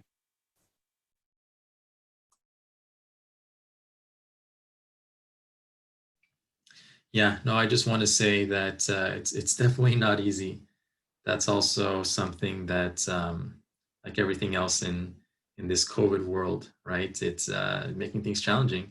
I miss the town halls, the in-persons, and seeing people and hearing them being all in the same room. I just don't think it's really the same in the virtual space. I think virtual social media is just different, you know, just a different vibe. There's a different way people conduct themselves, and bit challenging, but, you know, how else would we progress? You know, what other options do we have? I think another thing that I want to touch on is just kind of the timelines. I can hear, you know, and I can understand, you know, people that want action, you know, soon. They're saying, you know, what's taking too long? Why isn't there already a solution? Why haven't we already chosen something? But at the same time, there's concerns of, well, how are we making sure that the community is being heard? And I think that's one of our biggest concerns, is that if we make a decision too soon, we might not provide some people with the time to be able to respond. So again, it's finding that balance, right? It's addressing this quickly, but not waiting too long, and then you know, listening to as many people as you can, but not making a decision, you know, while not giving, you know, the many to weigh in. So it's challenging, you know, it's definitely hard, but, you know, I really believe in our staff and in our parks department. I think they do, you know, have really good intentions, and they want everyone to be involved. You know, they're trying to get as much help as they can. You know, I can see, and I think it's valid, that some of the community members might be a little hesitant to share or to be open and transparent. But I think that's kind of where we step in as well, you know, as commissioners, is to, you know, encourage and motivate people to express themselves and to be open and know that, you know, the Parks and Community Commission is a safe space. You know, it's a place where we want to listen, where we want to hear what everyone else is saying. So yeah, so I think that's kind of another thing on us, you know, to kind of motivate and encourage others to weigh in on the subject. Wayne, you have some comments?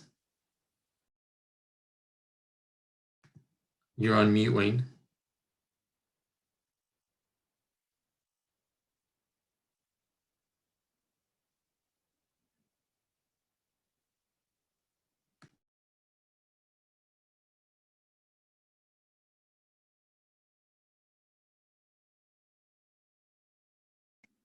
Oh, can you hear me now? Yes, perfect. Okay. Yeah, the reason I'm kind of quiet is I'm the newest person to this commission. I've only been here less than 3 years, but in my previous role, I was in the town in Southern California for 30 years. So there I had many tentacles out in the community. I knew a lot of people. With Watsonville, my opinion of Watsonville, it is such a wonderful community. And on this issue, and I've talked to many of the people in our commission, they have very strong feelings. So there's not going to be an easy resolution to this. But I just have felt that there's some tremendous thought and feeling, and whatever we come up with will be the best resolution of this that we can have. And I hope that people on both sides realize there was a lot of thought put into it. And so they should attend these meetings, and we should hear from them. But it's a wonderful community, and I think everyone should be very proud of the city of Watsonville, and I'm very proud to be part of the city. So thank you. Thank you, Wayne. All right, if there aren't any additional comments, then we can move on to the public art application. Abel, do you want to open it up to public comment, just in case anyone from the public would like to speak on this item? Sure. Yes, anyone from the public would like to talk about the George Washington bust?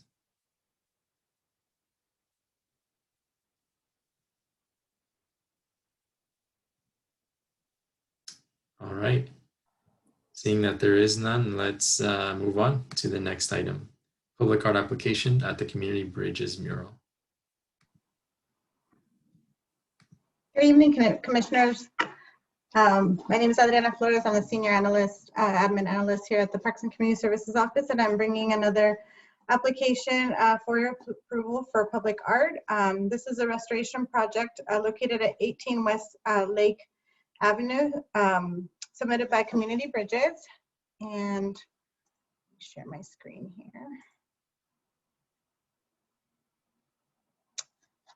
Here is the mural in question. Staff is recommending that this body approve the application for public art. This project is a restoration of an existing mural located along Westlake Avenue at the La Manzana Center office building. The center is primarily occupied by Community Bridges. The mural over the years has lost its vibrancy and color due to sun exposure, and Community Bridges, along with original artist Guillermo Aranda, would like to restore it to the original color and brightness.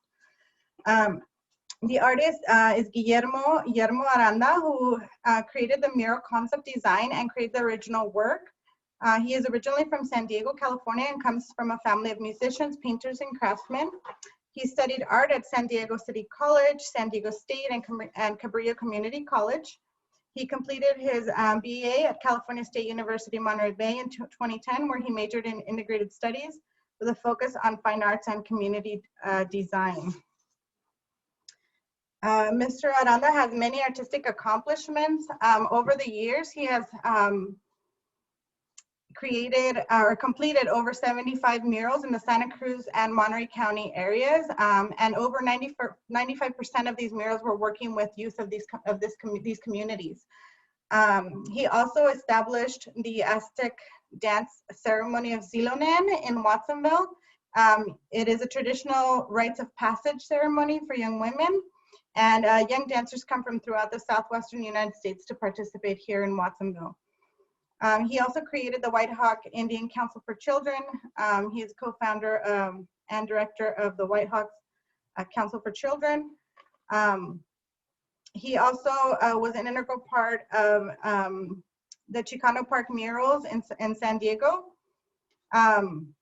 The Chicano Park Mural Project is it has been designated as a historical site by the City of San Diego, and was in 2017 also designated as a National Historical Landmark by the U.S. Secretary of the Interior.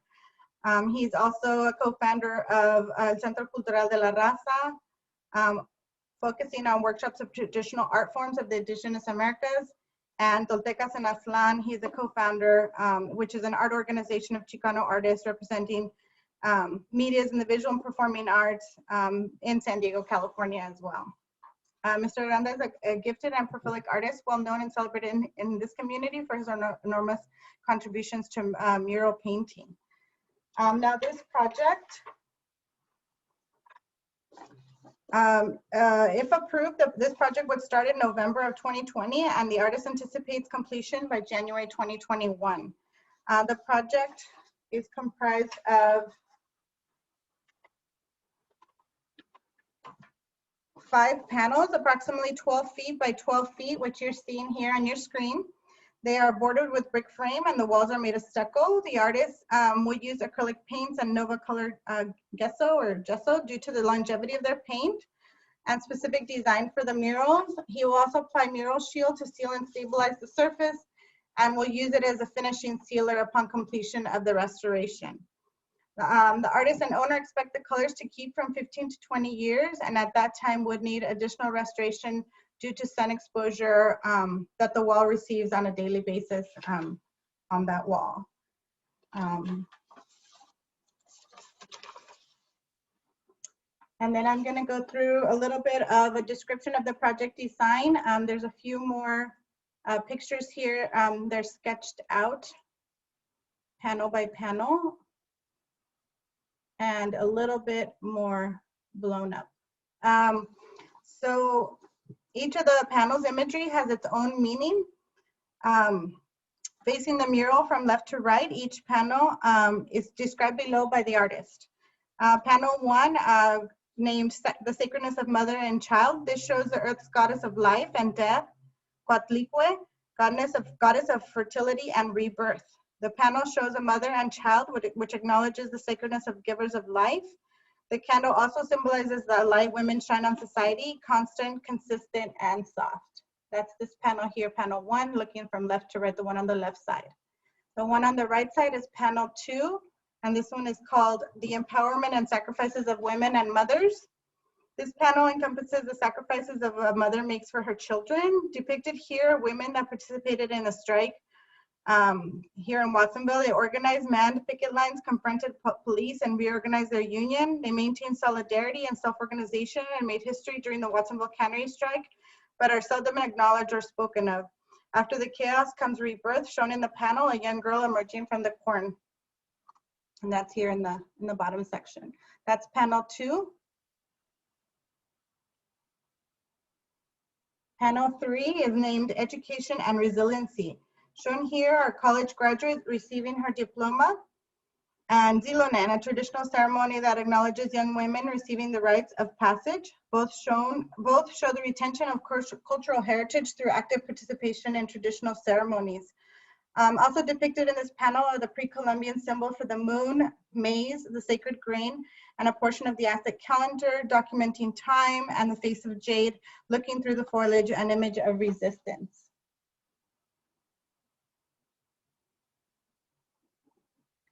Panel 4 is the one here on the left. This blank square is where there's a door, so that's why it's left blank there. But panel 4 is the spirit and celebration. This panel shows the Quetzal, the spirit of the eagle, extending his wings across all panels. His sacredness is most precious and loved. Also shown is Coyolxauhqui, the sacred moonstone, and piñata, marking a time of celebration and ritual and symbolizing the release of the spirits of relatives who have passed on. And panel 5 is the one on the right here. And that one is called the Lord of Light and Abundance of the Earth. Depicted in this panel is Quetzalcoatl, the Lord of Light, symbolizing the positive creative aspect of life, shown as a serpent caressing Mother Earth, its plume symbolizing the eagle, which was considered closest to the creator. It shows the balance between Earth and the universe. Also shown in this panel are the rainforests representing the abundance of the earth, a pyramid symbolic of the foundation of culture and traditions, and children, the focus of families and communities. So these are a little bit more blown up sketches of each of the panels, and here is the whole wall as it will show once the restoration is complete. And we have the artist joining us today. So if you have, I would like to give him the opportunity to have a few minutes if he'd like to add anything about the project. Mr. Aranda?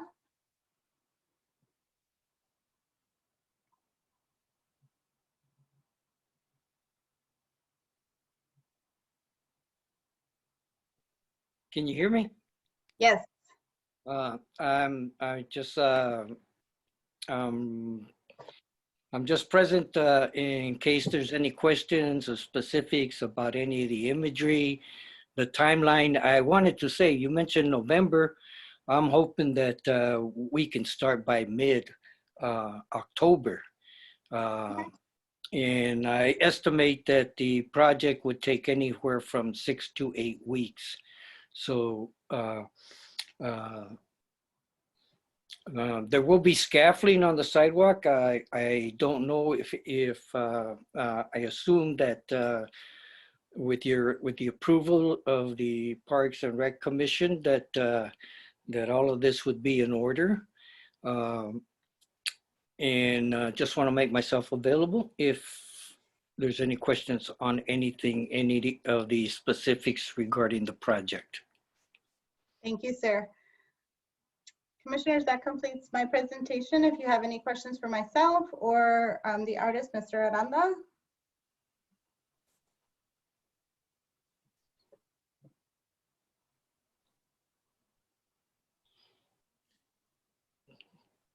Go ahead, Paul.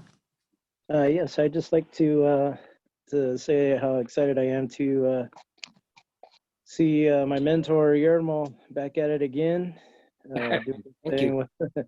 doing this thing with the murals. You know, he's taught me a lot, just like how he's taught a lot of our youths in our community as far as art goes and teaching murals and the process and all that. It's very interesting. If you guys ever get a chance to just go out there and check it out, it's definitely awesome to see this guy work.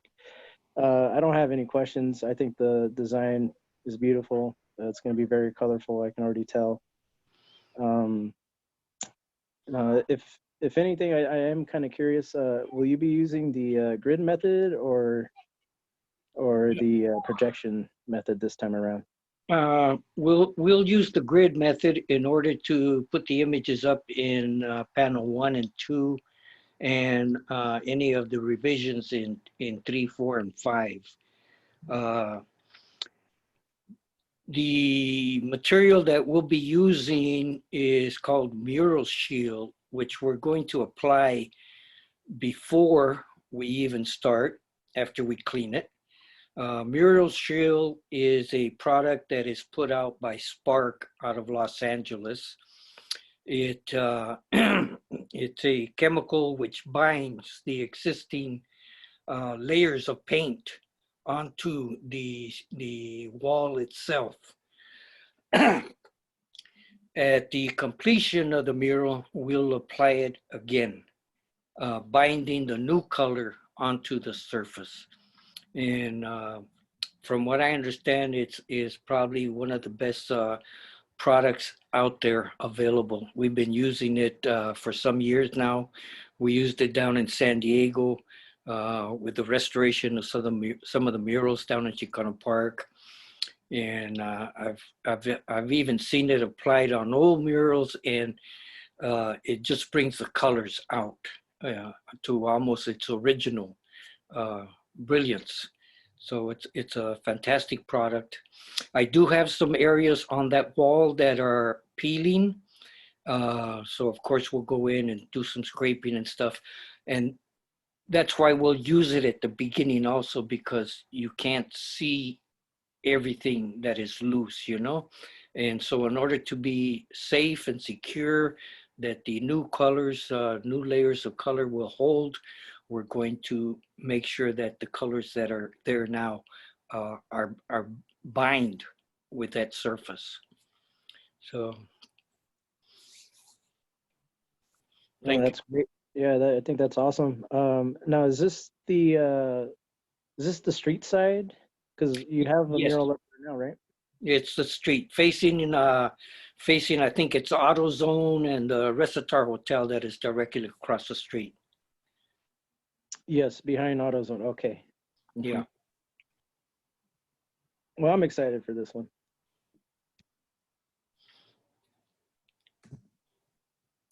I agree. Any other comments or thoughts? Jessica? I had a question for Guillermo. Guillermo, on panel 2, Yes. it's the Cannery Strike women. Are any of those paintings of the mujeres, the actual mujeres who were at the strike? Yes, there's 3 of them that are folding their arms right up in front in the middle there. That was in a newspaper article. Matter of fact, you know, I did a lot of research. I looked up different articles that were written at that time regarding the strike, and also the images of the women in confrontation with the police up above in the upper right, and then just added a few more. There's a couple of ladies in the center, right under Rigoberta Manchu. A part of it is, I was approached by the CEO of Community Bridges to update the mural. And being that it's on the walls of WIC, Women, Infants, and Children, he asked me to focus or bring to light acknowledging and recognizing, empowering women, mothers, and children. So that's how a lot of these images came up. I love it. Thank you. Thank you.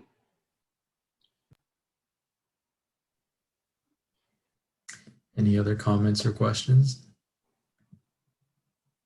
I have a comment. Yes. The comment is the murals are really nice. They're beautiful. Now, is there going to be a story like below the panel, like talking about the mural, or is that just going to be? Is it just going to be the mural? That's interesting because normally we put some kind of a plaque or narrative to one side of the mural. That's something that I think I believe I need to discuss with the CEO at Community Bridges. But I think that it would be very appropriate to have something there. Yeah, they look pretty. They look awesome. I like them. Good job. Thank you. I like how the main focus is women. I think we're talking about history, and you know, typically we tend to focus on men, but women definitely play a huge role, and I'm happy to see them be the focus of these panels. Mm-hmm. Any other comments, thoughts, questions? I do. I have a quick comment. I just wanted to say how impressed I am. I think this is the first time I've heard the description of, the meaning behind the mural. And I've seen this mural, throughout the years. And I'm especially impressed with panel number 2, the historical context of the cannery strike, the women from the cannery strike, and then the young girl rising from the corn, symbolic of Shilonen, which I had no idea, Guillermo, that you were involved with, bringing that amazing event to Watsonville, which I happen to know, friends from out of town who travel to Watsonville just to come to this event. And so I just wanted to express how impressed I am with, the entire storyline behind this mural. It's amazing and very, very relevant to our community.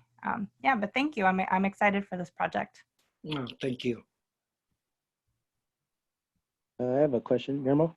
Yes. On the 1, 2, 3, on the 4th panel, where Yes. the Quetzal bird is at, what Yes. was the, I thought I heard something about there's a relationship between the Quetzal and the eagle? Well, the eagle representing the spirit, and you can see the wings as it spreads out all the way to panel 1. And then it also goes out to panel 5. The eagle representing the spirit. The Quetzal, Quetzal has been synonymous with that which is precious to you.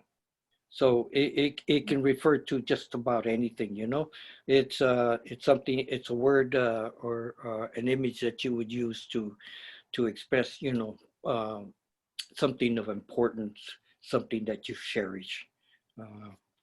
And that's how I'm trying to use it here. Yeah, that's awesome. Thank you. Yeah. Thank you, Paul.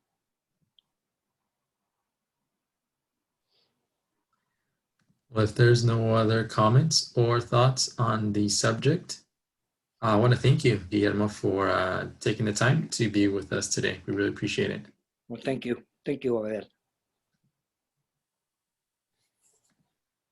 All right. Now, the last thing on our agenda, sorry, public input. Is there anyone from the public that would like to make a comment?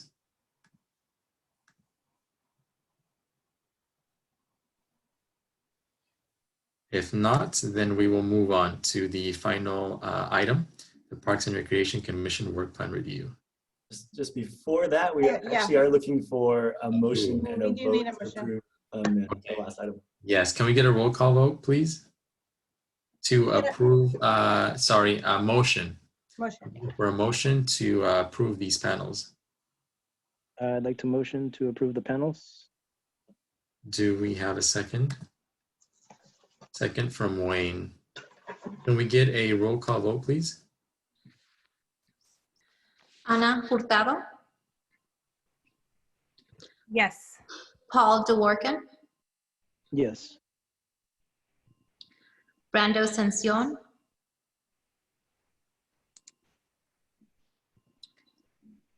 Jessica Carrasco, Yes. Abel Sanchez, Yes. Frank Barba, Yes. Wayne Hashibara. Yes. All right, congratulations. We look forward to seeing the mural be put up shortly. Thanks again, everyone, and Guillermo. Thank you. Yeah. Yes. Now we can move on to the Parks and Recreation Commission Work Plan Review. Okay. Can everyone see this? Yes. Okay, so this is our work plan. Let me make it a little bit bigger here. That we adopted last year. I think we've looked at this maybe one other time since COVID, and things have changed quite a bit even since then. So I think what I wanted to do tonight was really just kind of review the work plan and take a look at a couple items to see if we wanted to put them on hold for the time being due to COVID, or if we want to kind of continue to move down the road with them. I think the other piece that we need to look at updating is that because Christian is no longer on the commission and Frank has replaced him, I think we've got to take a look at areas that may need to be shifted with the change in our membership of the commission as well. So I'll kind of walk you through each project one by one and can kind of give you an update on where we are, and then maybe we can open it up for discussion and see what everybody's thoughts are on this. So the first one here, oops, did I make that go away? Hold on, sorry.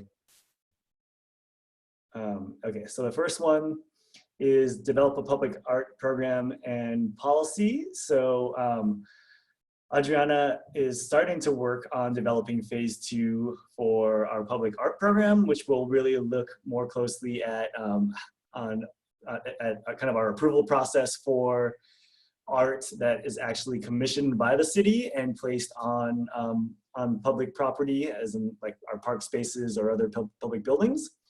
And her plan is to get that rolling and have a policy to be able to recommend to the commission in December. So there is going to continue to be some work around there. So I think that the thought would be that she would continue to work with the commissioners that are assigned to this work plan item to help develop that policy. We'll also be kind of taking a look at some potential funding opportunities, but we'll likely take that on at a later date once we have this policy set in place. Item number 2 is in regards to developing a citywide integrated pest management policy, or IPM. We're continuing to work on that as well with a consultant.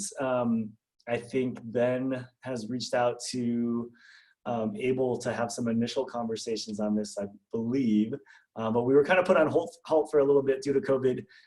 We're kind of back in the swing of things and are getting close to wrapping this piece up. I think there's still room for kind of some conversation and some feedback from that subcommittee. With the strategic plan implementation number 3, I can continue to work with the members of the commission that are assigned to this. This is one that Christian was assigned to that we'll just have to look at we'll have to look at replacing him or just dropping him from this item. But if you recall, this has to do with taking our strategic plan that was adopted earlier this year and really working on developing kind of a step-by-step annual work plan that details out how we're going to make progress on that strategic plan, so it doesn't become just one of those documents that you throw in a drawer and no one ever looks at. So that one is pretty exciting to me. For those and for those of you that like strategic planning, that's a really fun one. But it's kind of nerdy and boring to I think a lot of other people. Number 4, the PRC Social Committee. This was kind of Brando's big project. This one I think is a little bit more difficult to implement at this time. Again, the thought on this was to figure out some opportunities and ways for the commission to kind of get to know each other a little bit better, while complying with the Brown Act, of course, and helping to kind of attend and support special events that our department puts together or that are sponsored by our departments. But this may be one that we want to put on hold for the time being, knowing that we're not really doing many things in person. But I'll leave that to all of you to kind of talk about. Number 5, the events subcommittee is another one that earlier on we had talked about putting on hold due to COVID-19, but now that we're working on developing at least some events into or throughout the rest of at least 2020, it might be good that we keep this one intact and figure out how we meet with this subcommittee, at least virtually, to get some feedback on our Halloween, Thanksgiving, and holiday events that are coming up down the road in the next few months. And then the last project here is the outreach subcommittee that Jessica's kind of really taking the lead on. This one, I mean, could be something that we continue also, but we could also put on hold. I mean, a lot of the, I think, thoughts behind this was how do we kind of help spread the word about the work that we're doing in Parks and Rec and the programs that we offer, especially through things like, you know, like community information fairs and whatnot, that aren't really happening right now. But this could also have to do with kind of marketing in general and not be focused just on that. So this is another one that we could either put on hold, or we could kind of just refocus and think about, maybe looking at how we improve our outreach efforts in this COVID world. So those are kind of my thoughts on all of these. I'd love to hear everyone's kind of thoughts and opinions on these different items and whether or not they're still relevant. There could be things that aren't on this list that you all are interested in that we could definitely look at adding as well.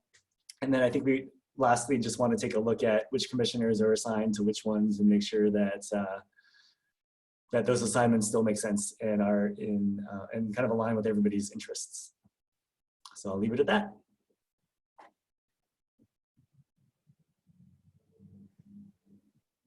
Thoughts or comments from the commissioners?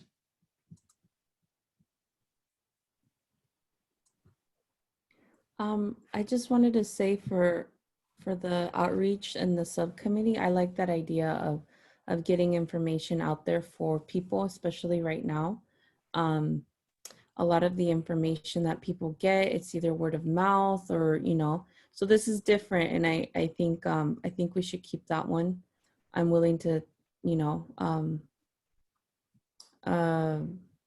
give it a shot via with everything going on. I think it's important.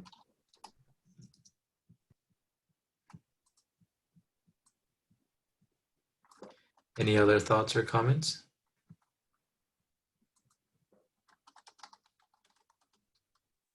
I have a comment Go ahead, Paul. or an idea. There's the it's kind of small on my screen here, but there's the community engagement and well-being. We can still engage the community via Zoom, just like how we're doing now. I think we should keep that going, even if we can't be face to face. We can still be in contact with each other because I think it's important. I think being able to stay in contact with community members and then they as well be in contact with us for any kind of reason is healthy and it's good. So I think we should keep that and go virtual with that one. And the where's that other one at here? The event subcommittee. That's the one I believe that was for like the Halloween and all that. Is that correct? Yes. I think to move forward with that one, we should do the same thing and hold Zoom meetings. I have seen some Zoom meetings that have been broadcast on Facebook and other social medias for people to also participate in and leave comments.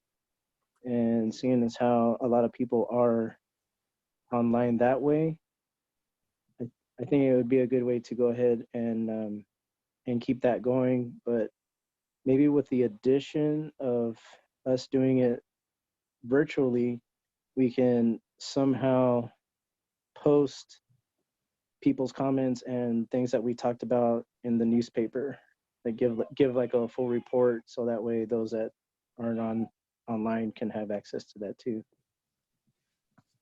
What do you guys think?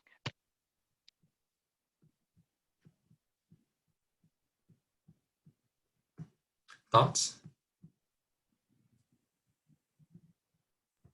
I like the putting like the meeting on Facebook. I think it does engage a lot of people, especially if they forget that we have a meeting. I like that idea.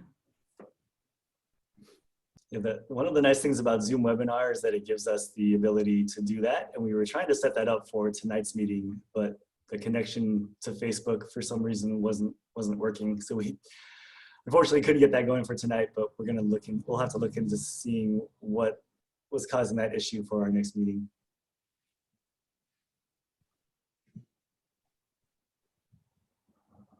Yeah, I think that would be good. Any other thoughts or comments?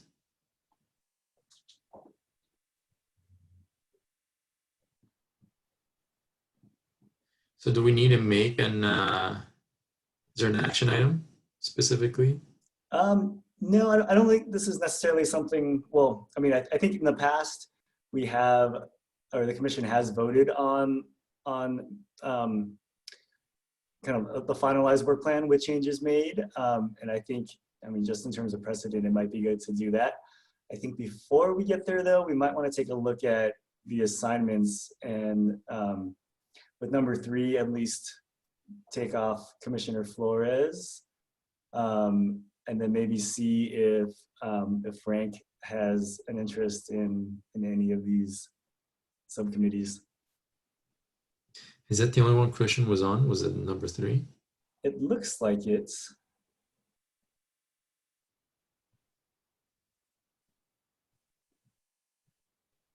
Okay. Do you have any thoughts or comments, Frank, on any specific one of these projects or subcommittees that you might be interested in? You know, I'll take it on. It's a challenge for me, so I'll take it on. Is there anything specific that catches your eye? Oh, are you talking specifically the strategic plan? The strategic plan. I'll take it on. Okay, perfect. Yeah, no, I would encourage you, if you are interested in any of the other ones, definitely feel free to reach out, get additional information on them. And then if you're interested, we could definitely. I will, thank you. And then one other question from me, just with number 4, was there kind of consensus or a thought on what we want to do with the PRC Social Committee?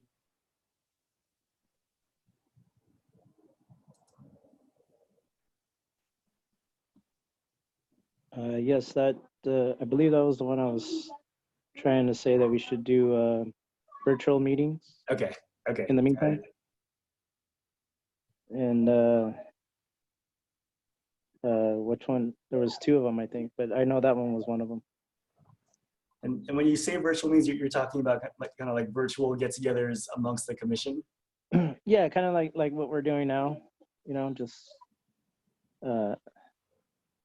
I mean, that's kind of what we were going to do in person anyway. So since we can't do that right now, we can do virtual stuff and see how goofy we really are.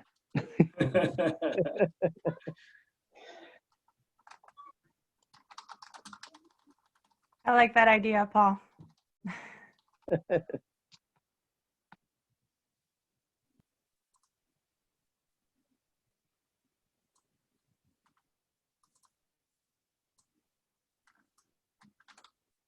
All right, so it looks like it's on my list to set up a few different meetings with the different subcommittees to kind of keep the ball rolling on these things. So I'll get to that later this week.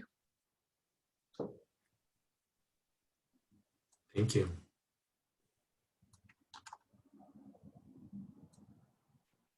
So are we ready to vote and make it official? Can we get yes? A motion. Can we get a motion to approve the changes as noted in today's meeting? I'll go ahead and make the motion to approve the updates to the work plan. Thank you, Anna. Do we have a second? I'll take the second from Paul. All right, can we get a roll call vote, please? Ana Hurtado, Yes. Paul DeWorkin, Yes. Brando Sancion, Jessica Carrasco, Abel Yes. Sanchez, Yes. Frank Barbara, Yes. Wayne Hashibara. Perfect, thank you. Any public inputs on this item?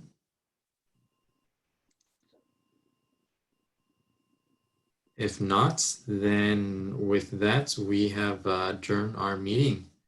Thanks everyone for joining. It was good seeing everybody. Abel? And yes, Paul? Sorry to interrupt. I was wondering if I may, real quick, make a suggestion and a request. For a future agenda item? Yes, sir. Or So, what are these items? yes, so I've been thinking a lot about our meetings and the way our agenda is set up. And I was kind of wondering, moving on forward, that if we can have a section on our agenda that will allow us to be able to provide new topics to be talked about, new ideas to be shared, and to be added to the agenda. Kind of like how City Council has their agenda set up at the end of the meeting. They always ask each commissioner or each council member, you know, is there something new that you guys would like to bring to the table and talk about and maybe get something going with that. So I was wondering if we could do that also. Yeah, no, of course. During the conversations, there's specific topic. If something does come up that you want to further discuss, yeah, we can mention it there. Or if it's a completely different topic not discussed about, then yeah, we can bring it up in the future as well. Is there a specific item that you have in mind? Yes, sir. There's one that I've been wanting to talk about, which is adding more art in the park or in our parks. Parks, And plural, okay. yeah, so I was thinking about excuse me, I'm losing my train of thought.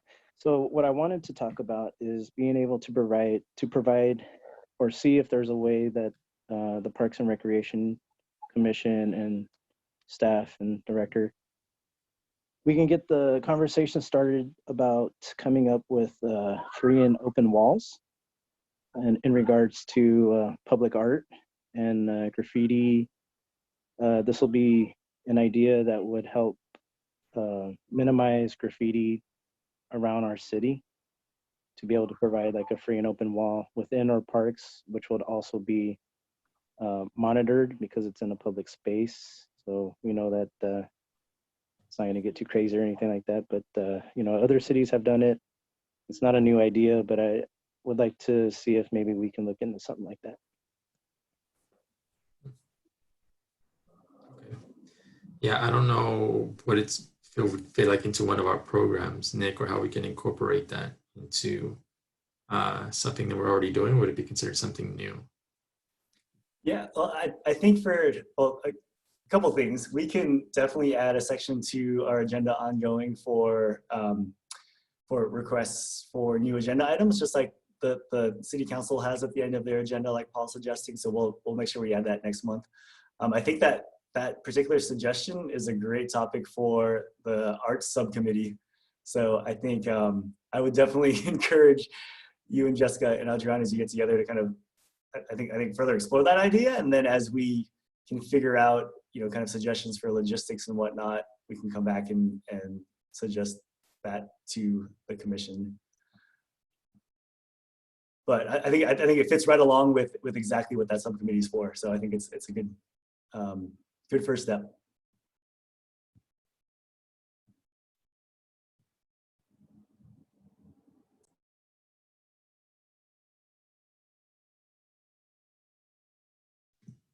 Anyone else that has any thoughts, ideas for a future agenda item?